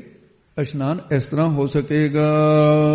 ਜਿਤੇ ਸਿਰਠ ਅਪਾਈ ਵੇਖਾ ਵਿਣ ਕਰਮ ਕੈ ਵਿਲੈ ਲਏ। ਜਿੰਨੀ ਵੀ ਸ੍ਰਿਸ਼ਟੀ ਉੱਤਮ ਮੱਧਮ ਕਨਿਸ਼ਟ ਰਜੋ ਗੁਣ ਸਤੋ ਗੁਣ ਤਮੋ ਗੁਣ, ਇਹ ਸਾਰੀ ਵਾਹਿਗੁਰੂ ਦੀ ਉਪਾਈ ਕੀ ਪੈਦਾ ਕੀਤੀ ਹੋਈ ਹੈ। ਉਹ ਸਾਰੀ ਸ੍ਰਿਸ਼ਟੀ ਨੂੰ ਪੈਦਾ ਕਰਕੇ ਵੇਖਾ, ਦ੍ਰਿਸ਼ਟਾ ਰੂਪ ਹੋ ਕਰਕੇ ਦੇਖ ਵੀ ਰਿਹਾ ਸਾਰਿਆਂ ਨੂੰ ਪਰਮੇਸ਼ਰ ਵਾਹਿਗੁਰੂ। ਬਿਨਾਂ ਕਰਮਾਂ ਤੋਂ ਬਿਨ ਕਰਮ ਕਿਹੜੇ ਤੇ ਨਿਸ਼ਕਾਮ ਕਰਮਾਂ ਤੋਂ ਬਿਨਾਂ ਅੱਜ ਤੱਕ ਕਿਸੇ ਨੇ ਮਿਲਿਆ ਹੀ ਨਹੀਂ, ਕਿਉਂਕਿ ਅੰਤਸ਼ਕਰਨ ਨਹੀਂ ਸੁੱਧ ਹੁੰਦਾ। ਆਤਮ ਤੀਰਥ ਕਿਵੇਂ ਪ੍ਰਾਪਤ ਹੋ ਜਾਊਗਾ? ਉਹਨੂੰ ਕੁਝ ਨਹੀਂ ਮਿਲਿਆ। ਤੋ ਇਟ ਕਰਕੇ ਇਹ ਜਿਹੜਾ ਪਾਠ ਉਹ ਕਹਿੰਦੇ ਕਿਵੇਂ ਲੈ ਲਈ, ਐਂ ਪਾਠ ਕਿਤੇ ਪੁਰਾਣਾ ਕਰ ਲੈਂਦੇ, ਹੁਣ ਵੀ ਕਈ ਬਦਲਦੇ ਆ, ਕਿਵੇਂ ਲੈ ਲਈ ਮਮਾ ਇੱਧਰ ਲਾ ਦੇਣਾ। ਇਹ ਪਾਠ ਕਦੇ ਵੀ ਨਹੀਂ ਕਰਨਾ। ਪਾਠ ਜਿਹੜਾ ਇਹੀ ਸੁੱਧ ਰੱਖਣਾ, ਜਿਹੜਾ ਸੰਪਰਦਾ ਵਿੱਚ ਚੱਲਿਆ ਰਿਹਾ, ਕਿ ਮਿਲੇ ਲਈ ਇਹੀ ਸੁੱਧ ਪਾਠ ਹੈ। ਬਿਨਾਂ ਸਤਿਗੁਰੂ ਦੇ ਕਰਮ, ਇੱਥੇ ਕਿਰਪਾ ਦਾ ਨਾਂ ਲੈਣਾ। ਬਿਨਾਂ ਕਿਰਪਾ ਤੋਂ ਕਿਸੇ ਨੂੰ ਕੁਝ ਨਹੀਂ ਮਿਲਿਆ, ਪ੍ਰਾਪਤ ਨਹੀਂ ਹੋਇਆ, ਅੱਜ ਤੱਕ ਨਾ ਮਿਲਿਆ ਨਾ ਮਿਲੇਗਾ। ਇਸ ਕਰਕੇ ਸਤਿਗੁਰੂ ਜੀ ਦੀ ਕਿਰਪਾ ਦੇ ਪਾਤਰ ਬਣਨਾ ਚਾਹੀਦਾ। ਤੇ ਜੈਸਾ ਗੁਰਬਾਣੀ ਚਾਹੁੰਦਾ, ਸਤਿਗੁਰ ਹੋਏ ਦਇਆਲ ਤਨ ਸਰਦਾ ਪੂਰੀ ਹੈ। ਸਤਿਗੁਰ ਹੋਏ ਦਇਆਲ ਨ ਕਬਹੂ ਝੂਰੀਐ। ਸਤਿਗੁਰ ਹੋਏ ਦਇਆਲ ਤਾਂ ਦੁੱਖ ਨ ਜਾਣੀਐ। ਸਤਿਗੁਰ ਹੋਏ ਦਇਆਲ ਤਾਂ ਹਰ ਰੰਗ ਮਾਣੀਐ। ਸਤਿਗੁਰ ਹੋਏ ਦਇਆਲ ਤਾਂ ਜਮ ਕਾ ਡਰ ਕਿਹਾ। ਸਤਿਗੁਰ ਹੋਏ ਦਇਆਲ ਤਾਂ ਸਦ ਹੀ ਸੁਖ ਦੇਹਾ। ਸਤਿਗੁਰ ਹੋਏ ਦਇਆਲ ਤਾਂ ਨਵ ਨਿਧ ਪਾਈਐ। ਸਤਿਗੁਰ ਹੋਏ ਦਇਆਲ ਤਾਂ ਸੱਚ ਸਮਾਈਐ। ਤੋ ਇਸ ਕਰਕੇ ਸੱਚ ਤਾਂ ਪਰ ਜਾਣੀਏ ਜਾਂ ਆਤਮ ਤੀਰਥ ਕਰੇ ਨਿਵਾਸ। ਸਤਿਗੁਰੂ ਨੂੰ ਪੁੱਛ ਕੇ ਵਹਿ ਰਹਿ ਕਰੇ ਨਿਵਾਸ। ਤੋ ਇਸ ਪ੍ਰਕਾਰ ਅੱਗੇ ਦੱਸਦੇ ਹਨ। ਮਤ ਚ ਰਤਨ ਜਵਾਹਰ ਮਾਨਿਕ ਜੇਕ ਗੁਰ ਕੇ ਸਿੱਖ ਸੁਣੇ। ਆਤਮ ਵਿਸ਼ੈਣੀ ਬੁੱਧੀ ਦੇ ਵਿੱਚ ਬੈਰਾਗ ਤਰਤੀਬਰ ਤਰਤਮ ਬੈਰਾਗ ਜਿਹੜਾ ਹੈ, ਇਹ ਰਤਨਾਂ ਦੀ ਨਿਆਈ ਸਮਝਣਾ। ਇਹ ਬੈਰਾਗ ਦੀਆਂ 7 ਕਿਸਮਾਂ ਨੇ। ਯਤਮਾਨ, ਏਕ ਇੰਦਰੀਏ, ਬਸੀਕਰਨ, ਤਰਤੀਬਰ ਤਰ ਤਮ ਬੈਰਾਗ, ਤਰਤੀਬਰ ਬੈਰਾਗ, ਤਰਤੀਬਰ ਤਰ ਤਮ ਬੈਰਾਗ। ਤੇ ਫਿਰ ਇਹਦੇ ਵਿੱਚ ਮੰਦ ਬੈਰਾਗ, ਕਾਰਨ ਬੈਰਾਗ, 9 ਤਰ੍ਹਾਂ ਦਾ ਬੈਰਾਗ। ਪ੍ਰਾਤਨ ਗ੍ਰੰਥਾਂ 'ਚ 7 ਕਿਸਮ ਦਾ ਹੀ ਲਿਖਿਆ ਹੈ। ਤੇ ਪਰ ਮਹਾਂਪੁਰਖਾਂ ਨੇ ਆਪਣੇ ਅਨੁਭਵ ਦੁਆਰਾ, ਸੰਤ ਗਿਆਨੀ ਗੁਰਬਚਨ ਸਿੰਘ ਜੀ ਨੇ, ਸੰਤ ਗਿਆਨੀ ਸੁੰਦਰ ਸਿੰਘ ਜੀ ਨੇ, ਵੀ ਜਿੱਥੇ ਵੀ ਰਤਨਾਂ ਦਾ ਪ੍ਰਮਾਣ ਆਉਂਦਾ ਹੈ ਉੱਥੇ ਨਵਰਤਨੇ ਹੁੰਦੇ, 9 ਹੁੰਦੇ ਨੇ ਰਤਨ। ਵੀ ਬੈਰਾਗ ਨੂੰ ਕਹਿੰਦੇ ਤੇ ਰਤਨ ਹੀ ਤੁਰਾਂ, ਪਰ ਫਿਰ ਘਟ ਜਾਂਦੇ ਨੇ, 7 ਹੀ ਹੋਏ, 2 ਹੋਰ ਚਾਹੀਦੇ। ਉਹਨਾਂ ਫਿਰ ਮੰਦ ਬੈਰਾਗ ਤੇ ਕਾਰਨ ਬੈਰਾਗ। ਤੇ ਬੈਰਾਗ ਦੀਆਂ ਕਿਸਮਾਂ ਤੇ ਬੈਰਾਗ ਦੇ ਸਾਰੀ ਵਿਚਾਰ ਇਹ ਅੱਗੇ ਚੱਲ ਕੇ ਆ ਜਾਣੀਆਂ ਤੁਹਾਨੂੰ ਸਾਰੀ। ਅੱਜ ਇੱਥੇ ਬੈਰਾਗ ਦੀ ਗੱਲ ਨਹੀਂ, ਕਿਤੇ ਕਦੇ ਕੋਈ ਗੱਲ ਖੁੱਲ੍ਹ ਜਾਂਦੀ ਹੈ, ਕਦੇ ਕੋਈ ਖੁੱਲ੍ਹ ਜਾਂਦੀ ਹੈ। ਤੇ ਬੈਰਾਗ ਦੇ ਅਖਰੀ ਜਿਹੜੇ ਅਰਥ ਨੇ ਉਹਦੇ ਵਿੱਚੋਂ ਕੀ ਅਰਥ ਕੀ ਨਿਕਲਦਾ? ਬੈ ਜਮਾ ਰਾਗ, ਬੈਰਾਗ। ਬੈ ਦਾ ਅਰਥ ਕੀ ਹੈ? ਬੈ ਦਾ ਅਰਥ ਹੈ ਤਿਆਗ। ਜਿਵੇਂ ਕਿਸੇ ਨੇ ਜ਼ਮੀਨ ਗਹਿਣੇ ਕਰ ਦਿੱਤੀ, ਮਕਾਨ ਗਹਿਣੇ ਕਰ ਦਿੱਤਾ। 2 ਤਰ੍ਹਾਂ ਕਰਕੇ ਚੀਜ਼ ਵੇਚੀ ਜਾਂਦੀ ਹੈ। ਲੋੜ ਪੈ ਗਈ, ਮਕਾਨ ਗਹਿਣੇ ਕਰ ਦਿੱਤਾ। ਜਦੋਂ ਪੈਸੇ ਕੋਲ ਹੋ ਗਏ, ਜਦੋਂ ਮਰਜ਼ੀ ਛਡਾ ਲਵੇ, ਕਿਉਂਕਿ ਗਹਿਣੇ ਕੀਤਾ। ਜੇ ਬੈ ਕਰ ਦਿੱਤਾ ਤੇ ਮੁੜ ਕੇ ਫੇਰ ਨਹੀਂ ਛਡਾ ਸਕਦਾ। ਬੈ ਕਰਨ ਦਾ ਮਤਲਬ ਹੈ ਵੀ ਸੰਪੂਰਨ ਤਿਆਗ। ਰਾਗ ਦਾ ਅਰਥ ਹੈ ਪ੍ਰੇਮ। ਕਾਹਦਾ ਪ੍ਰੇਮ? ਸੰਸਾਰ ਦੇ ਪੁੱਤਰਾਂ ਧੀਆਂ, ਮਾਇਆ, ਵਿਸ਼ੇ ਵਿਕਾਰਾਂ ਦਾ, ਪਦਾਰਥਾਂ ਦਾ ਜਿਹੜਾ ਰਾਗ ਹੈ, ਇਹਦਾ ਸੰਪੂਰਨ ਵਹਿ ਕਹੀਏ ਤਿਆਗ, ਉਹਨੂੰ ਕਹਿੰਦੇ ਬੈਰਾਗ। ਬ੍ਰਹਮ ਲੋਕ ਲੋ ਭੋਗ ਜੋ ਚਹੈ ਸਭਨ ਕੋ ਤਿਆਗ ਭੇਦ ਅਰਥ ਗਿਆਤਾ ਮਨ ਕਹਿਤ ਤਾਹੇ ਬੈਰਾਗ। ਇਹ ਬੈਰਾਗ ਦੇ ਸ਼ਬਦ ਜਿਹੜੇ ਨੇ ਬੈਰਾਗ ਸਤਕ ਦੇ ਵਿੱਚ ਜਿਵੇਂ ਆਉਂਦੇ ਇੱਥੇ ਵਿਚਾਰ ਸਾਗਰ ਦੇ ਪਹਿਲੇ ਤਰੰਗ 'ਚ ਆ ਜਾਂਦਾ ਇਹ। ਅਧਿਆਤਮ ਪ੍ਰਕਾਸ਼ ਦੇ ਵਿੱਚ ਵੀ ਬ੍ਰਹਮਾ ਇੰਦਰ ਆਦ ਲੋ ਹੋਤ ਜੋ ਦੇ ਤੇ ਭੋਗ ਕਾਕ ਸਮਟ ਜੇਗ ਨੇ ਬੀਤ ਰਾਗ ਤੇ ਲੋਕ, ਉਹਨੂੰ ਬੈਰਾਗ ਕਹਿੰਦੇ। ਤੋ ਇਸ ਕਰਕੇ ਬੁੱਧੀ ਦੇ ਵਿੱਚ ਜਿਹੜਾ ਬੈਰਾਗ ਹੈ ਇਹ ਰਤਨਾਂ ਦੀ ਨਿਆਈ ਹੈ। ਰਤਨ ਕਿਸ ਨੂੰ ਕਹਿੰਦੇ ਨੇ? ਰਤ ਜਮਾ ਨਾ, ਰਤਨਾਮ ਪ੍ਰੀਤੀ ਦਾ ਹੈ।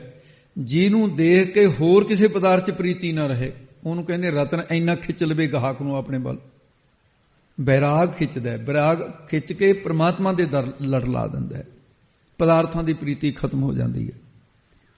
ਤੋ ਇਸ ਕਰਕੇ ਫਿਰ ਇਹ ਰਤਨ ਦੀ ਬਾਤ ਹੈ। ਮਤ ਵਿੱਚ ਰਤਨ ਜਵਾਹਰ, ਜਵਾਹਰ ਕਹਿੰਦੇ ਨੇ ਜਿਹੜਾ ਆਪਣਾ ਜਲਵਾ ਦਿਖਾ ਕੇ, ਜੌਹਰ ਦਿਖਾ ਕੇ ਗਾਹਕ ਦੇ ਚਿੱਤ ਨੂੰ ਆਪਣੇ ਵੱਲ ਜੋੜ ਲਵੇ ਤੇ ਉਹਨੂੰ ਜਵਾਹਰ ਕਹਿੰਦੇ ਨੇ। ਤੇ ਮਾਨਕ ਜਿਹੜਾ ਮਾਨ ਦੀ ਕਨਾਤ ਕਰ ਦੇਵੇ, ਰੋਕ ਦੇਵੇ, ਸਰਵਣ ਮੰਨਣ ਅਧਿਆਸਨ ਕਰਨਾ, ਇਹ ਹੈ ਸੰਕੇਤੀ ਅਰਥ।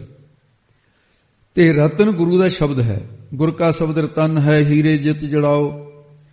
ਮਤ ਆਤਮ ਵਿਸ਼ੈਣੀ ਬੁੱਧ ਜਿਹੜੀ ਹੈ ਉਹਦੇ ਵਿੱਚ ਰਤਨਾਂ ਦੀ ਨਿਆਈ, ਤਰਤੀਬਰ ਤਰਤਮ ਬੈਰਾਗ ਜਵਾਹਰ ਦੀ ਨਿਆਈ, ਗਿਆਨ ਮਾਨਕ ਦੀ ਨਿਆਈ, ਸਰਵਣ ਮੰਨਣ ਅਧਿਆਸਨ ਹੈ। ਤੇ ਬੁੱਧੀ ਦੇ ਵਿੱਚ ਇਹ ਫਿਰ ਤਾਂ ਹੀ ਪ੍ਰਾਪਤ ਹੁੰਦੇ ਨੇ ਜੇਕਰ ਸਤਿਗੁਰੂ ਜੀ ਇੱਕ ਅਦਵੈਤ ਰੂਪ ਪਰਮੇਸ਼ਰ ਦੇ ਸਰੂਪ ਵਾਲੀ ਸਿੱਖਿਆ ਸੁਣੀ ਜਾਵੇ। ਉਹ ਸਿੱਖ ਸਿੱਖਿਆ ਭੇਦ ਭਾਵ ਤੋਂ ਨਾਸ ਕਰਕੇ ਸ਼ਰਧਾ ਤੇ ਵਿਸ਼ਵਾਸ ਰੂਪੀ ਕੰਨਾਂ ਦੇ ਨਾਲ ਸੁਣੀ ਜਾਵੇ।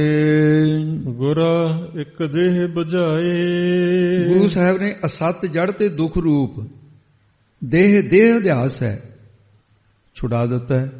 ਸਤ ਚੇਤਨ ਆਨੰਦ ਸਰੂਪ ਹੈ ਜਿਹੜਾ ਆਤਮਾ ਦਾ, ਉਹ ਬੁਝਾਈ ਜਣਾ ਦਿੱਤਾ ਹੈ। ਇੱਕ ਸਤ ਸਰੂਪ ਦੀ ਪ੍ਰਾਪਤੀ ਦੀ ਸਿੱਖਿਆ ਬੁਝਾਈ ਸਮਝਾ ਦਿੱਤੀ ਹੈ। ਤੋ ਇਸ ਕਰਕੇ ਫਿਰ ਅੱਗੇ ਮਹਾਰਾਜ ਸਾਹਿਬ ਨੇ ਇਹ ਸਮਝਾ ਦਿੱਤਾ ਹੈ, ਸਭਨਾ ਜੀਆ ਕਾ ਇੱਕ ਦਾਤਾ ਸੋ ਮੈਂ ਵਿਸਰ ਨ ਜਾਏ। ਸਭਨਾ ਕਹੀਏ ਸਾਰਿਆਂ ਜੀਆਂ ਦਾ ਭਾਵ ਹੈ ਜੀਵਾਂ ਤੋਂ ਇੱਕੋ ਹੀ ਦਾਤਾ ਹੈ। ਇਹ ਨਹੀਂ ਹੈ ਵੀ ਮੁਸਲਮਾਨਾਂ ਦਾ ਦਾਤਾ ਕੋਈ ਵੱਖਰਾ ਹੈ, ਹਿੰਦੂਆਂ ਦਾ ਦਾਤਾਂ ਦੇਣ ਵਾਲਾ ਕੋਈ ਵੱਖਰਾ ਹੈ ਤੇ ਸਿੱਖਾਂ ਨੂੰ ਦਾਤ ਦੇਣ ਵਾਲਾ ਕੋਈ ਵੱਖਰਾ ਹੈ। ਸਭਨਾ ਜੀਆਂ ਕਾ ਇੱਕ ਦਾਤਾ, ਦੱਦਾ ਦਾਤਾ ਏਕ ਹੈ, ਸਭ ਕੋ ਦੇਵਨਹਾਰ।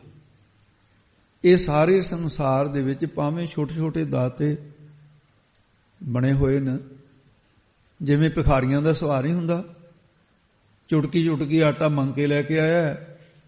ਤੇ ਕਈ ਵਾਰੀ ਜਿਹੜਾ ਕੋਈ ਛੋਟਾ ਭਿਖਾਰੀ ਹੈ ਉਹ ਬੜੀ ਸਾਰੀ ਝੋਲੀ ਦੇ ਵਿੱਚੋਂ ਮੁੱਠੀ ਆਟਾ ਦੇ ਕੇ ਉਹਦਾ ਹੀ ਦਾਤਾ ਬਣ ਜਾਂਦਾ ਹੈ। ਆਪ ਮੰਗ ਕੇ ਲੈ ਕੇ ਆਇਆ, ਉਹਦਾ ਦਾਤਾ ਬਣ ਗਿਆ। ਇਹ ਦਾਤੇ ਥੋੜੀ ਹੈ, ਭਿਖਾਰੀ ਹੈ।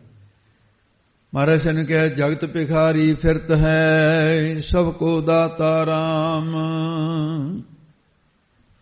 ਤੇ ਇੱਥੇ ਤਾਂ ਇਹੋ ਜਿਹੀਆਂ ਸਾਖੀਆਂ ਆਉਂਦੀਆਂ ਨੇ ਇਤਿਹਾਸ ਦੇ ਵਿੱਚ, ਗੁਰਬਾਣੀ ਦੇ ਵਿੱਚ ਦ੍ਰਿਸ਼ਟਾਂਤ ਪ੍ਰਮਾਣ, ਕਿ ਜਦੋਂ ਇਹ ਗੱਲ ਸਮਝ ਆ ਗਈ, ਉਹ ਵੱਡੇ ਵੱਡੇ ਦੇਵਤੇ ਬਰਮਾ ਵਰਗਿਆਂ ਦਾ, ਸ਼ਿਵ ਜੀ ਵਰਗਿਆਂ ਦਾ ਕੋਈ ਪਰਵਾਹ ਨਹੀਂ ਕਰਦਾ। ਉਹਨਾਂ ਨੂੰ ਪੁੱਛਦਾ ਵੀ ਤੁਸੀਂ ਕੀ ਦੇ ਸਕਦੇ ਹੋ, ਮੇਰੇ ਕਰਮਾਂ ਅਨੁਸਾਰ ਦਓਗੇ ਜਾਂ ਕੋਲੋਂ ਦਓਗੇ। ਇੱਕ ਭਗਤ ਨੇ ਸਵਾਲ ਕੀਤਾ ਸੀ, ਬਰਮਾ ਵੀ ਲਾਜਵਾਬ ਹੋ ਗਿਆ ਸੀ ਤੇ ਵਿਸ਼ਨੂੰ ਜੀ ਵੀ ਲਾਜਵਾਬ ਹੋ ਗਏ ਸੀ, ਨਾਰਦ ਵੀ ਲਾਜਵਾਬ ਹੋ ਗਿਆ ਸੀ, ਤੇ ਬਰਮਾ, ਸ਼ਿਵ ਤੇ ਭਗਵਾਨ ਵਿਸ਼ਨੂੰ ਤੇ ਨਾਰਦ, ਉਹਨੇ ਇੱਕੋ ਹੀ ਸਵਾਲ ਰੱਖਿਆ ਸੀ। ਕਹਿੰਦਾ ਮੈਨੂੰ ਦੇਣ ਵਾਸਤੇ ਆਏ ਹੋ, ਮੈਨੂੰ ਦੱਸੋ ਵੀ ਮੇਰੇ ਕਰਮਾਂ ਦੇ ਵਿੱਚੋਂ ਦਓਗੇ ਕਿ ਤਾਂ ਆਪਣੇ ਕੋਲੋਂ ਦਓਗੇ। ਉਹ ਕਹਿੰਦੇ ਅਸੀਂ ਆਪਣੇ ਕੋਲੋਂ ਤਾਂ ਦੇ ਹੀ ਨਹੀਂ ਸਕਦੇ, ਤੇਰੇ ਕਰਮਾਂ ਦਾ ਦੇਵਾਂਗੇ। ਕਹਿੰਦਾ ਫਿਰ ਮੇਰੇ ਜਿਹੜੇ ਕਰਮਾਂ ਦੀ ਉਹ ਤਾਂ ਮੈਨੂੰ ਆਪਣੇ ਆਪ ਮਿਲ ਜਾਣੀ ਹੈ, ਫਿਰ ਤੁਸੀਂ ਕੀ ਦਾਤੇ ਕੀ ਹੋਏ। ਉਹ ਕਹਿੰਦੇ ਵੀ ਜਿਹੜਾ ਤੈਨੂੰ ਅਗਲੇ ਜਨਮ 'ਚ ਮਿਲਣਾ ਹੈ ਉਹ ਤੈਨੂੰ ਹੁਣ ਦੇ ਦਾਂਗੇ, ਬਸ ਇੰਨੀ ਕਰ ਸਕਦੇ ਹਾਂ। ਉਹ ਕਹਿੰਦਾ ਨਹੀਂ, ਮੈਨੂੰ ਲੋੜ ਨਹੀਂ ਹੈ। ਦੱਦਾ ਦਾਤਾ ਏਕ ਹੈ, ਸਭਨਾ ਜੀਆਂ ਕਾ ਇੱਕ ਦਾਤਾ। ਉਹਦੇ 'ਚ ਕਹਿੰਦੇ ਇੱਕੋ ਜ਼ਿਮੀਂਦਾਰ ਬਾਹਰ ਆਪਣੇ ਖੇਤਾਂ 'ਚ ਕੰਮ ਕਰਦਾ ਸੀ ਤੇ ਸੁਭਾਅ ਹੁੰਦਾ ਸੀ ਵੀ ਜਦੋਂ ਦੂਰ ਦੂਰ ਖੇਤ ਹੁੰਦੇ ਸੀ, ਪਾਣੀ ਦਾ ਮਟਕਾ ਭਰ ਕੇ ਲੈ ਕੇ ਜਾਣਾ, ਪੁੱਜੇ ਚਣੇ ਲੈ ਕੇ ਜਾਣੇ, ਗੁੜ ਲੈ ਕੇ ਜਾਣਾ, ਤੇ ਫਿਰ ਭੁੱਖ ਲੱਗੀ ਤੋਂ ਖਾ ਖੂ ਲੈਣਾ। ਕਿਤੇ ਬਾਦਸ਼ਾਹ ਸ਼ਿਕਾਰ ਖੇਡਦਾ, ਬਾਦਸ਼ਾਹ ਦੇ ਇਹ ਜਿਹੇ ਪੁੱਠੇ ਕਰਤਵ ਹੁੰਦੇ ਸੀ ਵੀ ਜਿਹਦੇ ਮੂਹਰੇ ਸ਼ਿਕਾਰ ਨਿਕਲੂ ਉਹੀ ਜਾਊਗਾ, ਦੂਆ ਨਾ ਮਗਰ। ਮੁਗਲਾਂ ਦਾ ਰਾਜ ਸੀ, ਰਾਜਾ ਦੂਰ ਨਿਕਲ ਗਿਆ ਤੇ ਜੰਗਲ ਦੇ ਸ਼ਿਕਾਰ ਮਿਲਿਆ ਚਾਹੇ ਨਾ ਮਿਲਿਆ, ਗਰਮੀ ਦੀ ਰੁੱਤ ਸੀ, ਪ੍ਰਾਣਨ ਬਣ ਗਈ। ਉਹਨੇ ਦੇਖਿਆ ਵੀ ਹੁਣ ਤਾਂ ਮਰਨ ਵਾਲੀ ਉਹ ਗੱਲ ਹੋ ਗਈ ਹੈ, ਜੇ ਪਾਣੀ ਮਿਲ ਜਾਏ। ਪਾਣੀ ਖੋਜਣ ਲੱਗਾ, ਜ਼ਿਮੀਂਦਾਰ ਨਜ਼ਰ ਆਇਆ, ਬੁੱਲ ਸੁੱਕੇ ਪਏ ਨੂੰ ਕਿਹਾ ਵੀ ਪਾਣੀ ਕੰਨੀ ਦੇ ਪਿਆਸਾ ਮਰਦਾ ਜਾ ਰਿਹਾ ਮੈਂ। ਉਹ ਕਹਿੰਦਾ ਮੇਰੇ ਕੋਲ ਤਾਂ ਮੱਡ ਭਰਿਆ ਪਿਆ। ਜੱਟ ਦਾ ਖੁੱਲਾ ਸੁਭਾਅ, ਕਹਿੰਦਾ ਤੂੰ ਪੀਣ ਦੀ ਗੱਲ ਕਰਦਾ, ਚਾਹੇ ਨਹਾ ਵੀ ਲੈ ਕੇ। ਉਹ ਕਹਿੰਦਾ ਨਹੀਂ ਪਾਣੀ ਦੇ ਤੂੰ ਮੈਨੂੰ, ਛੇਤੀ ਪ੍ਰਾਣ ਨਿਕਲੇ ਜਾਂਦੇ ਨੇ। ਪਾਣੀ ਪੀਤਾ, ਹੋਸ਼-ਬਾਸ਼ ਠੀਕ ਹੋਏ ਤੇ ਕਹਿਣ ਲੱਗਾ ਵੀ ਜੇ ਭੁੱਖ ਲੱਗੀ ਆ ਤਾਂ ਕੁਝ ਮੇਰੇ ਕੋਲ ਛੋਲੇ ਵੀ, ਕਹਿੰਦਾ ਉਹ ਵੀ ਦੇ। ਮੁੱਠੀ ਛੋਲਿਆਂ ਦੀ ਚੱਬੀ, ਗੁੜ ਖਾਧਾ। ਉਹਨੂੰ ਕਹਿੰਦਾ ਜ਼ਿਮੀਂਦਾਰਾ ਵੀ ਮੈਂ ਸਲਤਨਤ ਦਾ ਬਾਦਸ਼ਾਹ, ਰਾਜਾ ਮੈਂ। ਉਹਨੇ ਕਦੇ ਦੇਖਿਆ ਨਹੀਂ ਸੀ ਰਾਜਾ ਕਿਹਾ ਜਾਂਦਾ, ਘਰ ਤੋਂ ਖੇਤ ਤੋਂ ਕਰ। ਉਹ ਕਹਿੰਦਾ ਵੀ ਠੀਕ ਹੈ ਵੀ ਰਾਜਾ ਹੋਏਗਾ, ਆਪਣੇ ਥਾਂ ਤੇ ਆਵੇ, ਅਸੀਂ ਤਾਂ ਘਾਈਆਂ ਦੇ ਪੁੱਤਾਂ ਨੇ ਤਾਂ ਘਾਹ ਹੀ ਖੋਤਣਾ। ਉਹ ਕਹਿੰਦਾ ਨਹੀਂ, ਤੈਨੂੰ ਕਿਤੇ ਲੋੜ ਪੈ ਗਈ, ਕਹਿੰਦਾ ਤੂੰ ਮੇਰੇ ਪ੍ਰਾਣ ਬਚਾਏ ਨੇ, ਆ ਲੈ ਮੈਂ ਤੈਨੂੰ ਹਸਤਾਖਰ ਲਿਖ ਕੇ ਦੇਤਾ, ਇਹ ਦਿਖਾ ਕੇ, ਮੇਰੇ ਮੂੰਹ ਤਾਂ ਵੜਨ ਨਹੀਂ ਦਿੰਦੇ ਕਿਸੇ ਨੂੰ, ਤੂੰ ਮੇਰੇ ਤੱਕ ਪਹੁੰਚੇ। ਕਹਿੰਦਾ ਜੀ ਠੀਕ। ਆਇਆ ਘਰ ਵਾਲੀ ਨੂੰ ਆ ਕੇ ਕਹਿੰਦਾ, ਘਰ ਵਾਲੀ ਬੜੇ ਕੱਬੇ ਜਿਹੇ ਸੁਭਾਅ ਦੀ ਸੀ, ਕਹਿੰਦਾ ਅੱਜ ਤਾਂ ਮੇਰੀ ਕੁਦਰਤੀ ਉਹ ਰਾਜੇ ਨਾਲ ਮੁਲਾਕਾਤ ਹੋ ਗਈ। ਕਹਿੰਦੇ ਕਿਉਂ ਐਵੇਂ ਝੂਠ ਮਾਰਦਾ, ਤੇਰੀ ਮੁਲਾਕਾਤਾਂ ਪਿੰਡ ਦੇ ਚੌਧੀਆਂ ਤੱਕ ਨਹੀਂ ਹੈ, ਕੰਮ ਦੇ ਵਿੱਚ ਰੁੱਝਿਆ ਰਹਿਣਾ, ਤੈਨੂੰ ਹੋ ਗਈ ਕਿ ਰਾਜੇ ਨੂੰ। ਕਹਿੰਦਾ ਰਾਜਾ ਤਾਂ ਮਿੱਤਰ ਬਣ ਗਿਆ ਮੇਰਾ। ਕਹਿੰਦੀ ਲੈ ਰਾਜੇ ਨੂੰ ਤੇਰੇ ਬਿਨਾਂ ਕੋਈ ਮਿੱਤਰ ਹੀ ਨਹੀਂ ਲੱਭਿਆ। ਕਹਿੰਦਾ ਕੌਲੀਆ, ਆਹ ਲਿਖ ਕੇ ਦਿੱਤਾ ਉਹਨੇ ਮੈਨੂੰ। ਕੀ ਲਿਖਿਆ ਹੈ? ਕਹਿੰਦਾ ਜੇ ਲੋੜ ਪੈ ਗਈ ਕੋਈ। ਕਹਿੰਦੀ ਇਦੋਂ ਵੱਧ ਲੋੜ ਕੀ ਹੋਊਗੀ, ਮਰੇ ਜਾਂਦੇ ਆ। ਕਹਿੰਦੀ ਜਾ ਤੂੰ ਜਾ ਕੇ ਉੱਥੇ। ਕਹਿੰਦਾ ਠੀਕ। ਕਹਿੰਦਾ ਕੱਪੜੇ ਧੋ ਦੇ। ਕੱਪੜੇ ਧੋ ਕੇ ਪ੍ਰੈਸ ਕਰ ਤੇ ਪਾ ਕੇ ਜਦੋਂ ਗਿਆ, ਦਰਬਾਨਚਿਆਂ ਰੋਕ ਲਿਆ, ਤੂੰ ਕਿੱਧਰ ਨੂੰ ਜਾਣਾ? ਕਹਿੰਦਾ ਰਾਜਾ ਸਾਹਿਬ ਨੂੰ ਮਿਲਣਾ ਹੈ। ਕਹਿੰਦੇ ਨਾ ਤੇਰੇ ਵਰਗੇ, ਤੂੰ ਕੀ ਲੱਗਦਾ ਰਾਜਾ ਕਿਉਂ? ਉਹ ਲਾਗੇ ਪੁੱਛਗਿੱਛ ਕਰਨ। ਕਹਿੰਦਾ ਵੀ ਆਹ ਮੈਨੂੰ ਲਿਖ ਕੇ ਦਿੱਤਾ ਸੀ। ਜਦ ਦੇਖਿਆ ਉਹ ਕਹਿੰਦੇ ਆਓ ਜੀ, ਮੂਹਰੇ ਭੱਜੇ ਫਿਰਨਾ, ਇੱਧਰ ਹੋ ਜਾਓ ਜੀ, ਇੱਧਰ ਹੋ ਜਾਓ। ਉੱਥੇ ਲਿਖਿਆ ਵੀ ਇਸ ਨੂੰ ਦੇਖਦੇ ਤੁਰੰਤ ਮੇਰੇ ਕੋਲ ਆਇਆ, ਮੈਂ ਕਿਤੇ ਵੀ ਹਾਂ। ਉਹਨੇ ਕਿਹਾ ਇਹ ਤਾਂ ਬਹੁਤ ਖਾਸ ਬੰਦਾ ਹੈ। ਉਹ ਰਾਜਾ ਕਿਤੇ ਉਸ ਵੇਲੇ ਨਮਾਜ਼ ਪੜ੍ਹਦਾ ਸੀ। ਹੁਣ ਨਮਾਜ਼ ਪੜ੍ਹਨ ਵਾਲਿਆਂ ਨੂੰ ਕਦੇ ਤਾਂ ਹੱਥ ਐਂ ਕਰਦੇ ਵੀ ਰੱਬਾ ਮੈਨੂੰ ਦੇ, ਤੇ ਕਦੇ ਲੰਮੇ, ਕਦੇ ਗੋਡਨ ਭਾਰ, ਇਹ ਕਈ ਕੁਛ ਕਰਦੇ ਆ। ਉਹ ਜ਼ਿਮੀਂਦਾਰ ਨੇ ਕਦੇ ਦੇਖਿਆ ਨਹੀਂ ਸੀ ਨਮਾਜ਼ ਨੂੰ ਪੜ੍ਹਦੇ, ਵਿਚਾਰਾ ਸਿੱਧਾ ਸਾਦਾ ਬੰਦਾ। ਕਹਿੰਦਾ ਵੀ ਇਹ ਕੀ ਕਰੀ ਜਾਂਦਾ, ਕਦੇ ਗੋਡਣੀਆਂ ਭਾਰ ਹੋ ਜਾਂਦਾ, ਕਦੇ ਹੱਥ ਤਾਂ ਨੂੰ ਕਰਦਾ, ਕਦੇ ਨਮਾਜ਼ ਪੜ੍ਹ ਕੇ ਵਿਹਲਾ ਹੋਇਆ, ਜੱਫੀ ਪਾ ਲਈ। ਕਹਿੰਦਾ ਆ ਮਿੱਤਰ ਵੀ ਤੂੰ ਆਇਆ ਮੇਰੇ ਦਰਬਾਰ 'ਚ, ਵੀ ਮੰਗ ਲੈ ਜਿਹੜਾ ਕੋ ਮੰਗਣਾ। ਉਹ ਕਹਿੰਦਾ ਵੀ ਮੈਂ ਮੰਗੂ ਤਾਂ ਬਾਅਦ ਦੇ ਵਿੱਚ, ਪਰ ਤੂੰ ਇਹ ਦੱਸ ਤੂੰ ਕੀ ਕਰਦਾ ਸੀ? ਕਹਿੰਦਾ ਮੈਂ ਤਾਂ ਨਮਾਜ਼ ਪੜ੍ਹਦਾ ਸੀ, ਖੁਦਾ ਦੀ ਇਬਾਦਤ ਕਰਦਾ। ਕਹਿੰਦਾ ਕੀ? ਕਹਿੰਦਾ ਮੈਂ ਜਿਹੜੀ ਆ ਸਲਤਨਤ ਜਿੰਨੀ ਦਿੱਤੀ ਹੈ, ਰਾਜ ਮੈਨੂੰ ਦਿੱਤਾ ਹੈ, ਇਹ ਸਭ ਕੁਝ ਖੁਦਾ ਦਾ ਹੀ ਦਿੱਤਾ ਹੈ। ਕਹਿੰਦਾ ਅੱਛਾ ਤੇਰਾ ਨਹੀਂ ਹੈ? ਕਹਿੰਦਾ ਨਾ ਖੁਦਾ ਦਾ ਦਿੱਤਾ ਹੈ। ਕਹਿੰਦਾ ਜੀ ਫਿਰ ਮੈਂ ਚੱਲਦਾ। ਕਹਿੰਦਾ ਕਿਉਂ? ਉਹ ਕਹਿੰਦਾ ਵੀ ਮੈਂ ਭਿਖਾਰੀ ਦਾ ਭਿਖਾਰੀ ਕੋ ਮੰਗਣਾ, ਜਿਹੜਾ ਰੱਬ ਤੈਨੂੰ ਦੇ ਸਕਦਾ ਮੈਨੂੰ ਨਹੀਂ ਦੇਊਗਾ ਉਹ। ਮੈਂ ਨਹੀਂ ਤੇਰੇ ਕੋਲੋਂ ਨਹੀਂ ਮੰਗਦਾ, ਹੁਣ ਆਇਆ ਜ਼ਰੂਰ ਮੰਗਣ ਸੀ। ਗੱਲ ਸਮਝ ਆ ਗਈ ਤੇਰੇ ਆ ਕੇ ਵੀ ਤੂੰ ਵੀ ਭਿਖਾਰੀ ਹੋਈ ਆ, ਜਿਹੜੀ ਵੱਡਾ ਭਿਖਾਰੀ ਆ ਤੂੰ। ਮੁੜ ਗਿਆ ਤੇ ਵਾਪਸ ਜਦੋਂ ਆ ਰਿਹਾ, ਕਿਉਂਕਿ ਦੂਰ ਸੀ, ਸਮਝ ਲਓ ਰਾਜਧਾਨੀ ਤੋਂ ਆਉਣਾ, ਉਹ ਕਿਤੇ ਰਾਤ ਨੂੰ ਚੋਰ ਚੋਰੀ ਕਰਕੇ ਨਾ ਸੋਨਾ ਜੇਵਰਾਤ ਉਹ ਚੁੱਕੀ ਆਉਂਦੇ ਸੀ। ਪਾਉ ਫਟਾਲਾ ਹੋ ਗਿਆ। ਉਹਨੇ ਕਿਹਾ ਵੀ ਦਿਨ ਚੜ੍ਹ ਚੱਲਿਆ, ਐਂ ਕਰੋ ਵੀ ਰੇਤੇ ਅਸੀਂ ਬਹੁਤ ਵੱਡਾ, ਰੇਤੇ ਦੇ ਵਿੱਚ ਦੱਬ ਕੇ ਨਾ ਉੱਪਰ ਨਿਸ਼ਾਨੀ ਲਾ ਦਿਓ, ਪਰੇ ਹੋ ਕੇ ਇੱਕ ਬੰਦਾ ਨਿਗਾਹ ਰੱਖੋ, ਕੋਈ ਕੱਢ ਨਾ ਲਵੇ। ਉਹ ਦੱਬ ਦਿੱਤਾ ਤੇ ਦੱਬ ਕੇ ਉਹ ਆਲੇ ਦੁਆਲੇ ਖਿੰਡ ਗਏ। ਪਾਉ ਫਟਾਲਾ ਹੋਇਆ ਵੀ ਸੀ, ਰਾਤ ਪਊਗੀ, ਚੁੱਕ ਕੇ ਫੇਰ ਅੱਗੇ ਤੁਰ ਪਾਂਗੇ। ਉਧਰੋਂ ਪਾਉ ਫਟਾਲੇ ਉਹ ਆ ਪਹੁੰਚਿਆ, ਉੱਥੇ ਬੈਠ ਕੇ ਲੱਗਿਆ ਕਿਰਿਆ ਕਰਨ। ਤੇ ਕਿਰਿਆ ਕਰਨ ਲੱਗਿਆ, ਹੱਥ ਨੇ ਕਿਹਾ ਪਿਸ਼ਾਬ ਕਰਨ ਲੱਗਿਆ। ਉਹ ਕਹਿੰਦਾ ਵੀ ਆਹ ਤਾਜੀ ਜੀ ਮਿੱਟੀ ਪਤਾ ਨਹੀਂ ਕਿਹਨੇ ਕੀ ਕਰਿਆ ਪਿਆ, ਇੱਥੇ ਖਾਨੀ ਕੁਛ ਦੱਬਿਆ ਹੀ ਹੈ। ਉਹ ਕਿਰਿਆ ਕਰਕੇ ਹੱਥ ਮਿੱਟੀ ਦੇ ਨਾਲੇ ਮਲ ਕੇ ਉਹ ਫੁੱਲ ਲੱਗਿਆ, ਉਹਦੇ ਵਿੱਚੋਂ ਨਿਕਲਿਆ ਆਇਆ ਗਾਗਰ ਨਿਕਲਿਆ।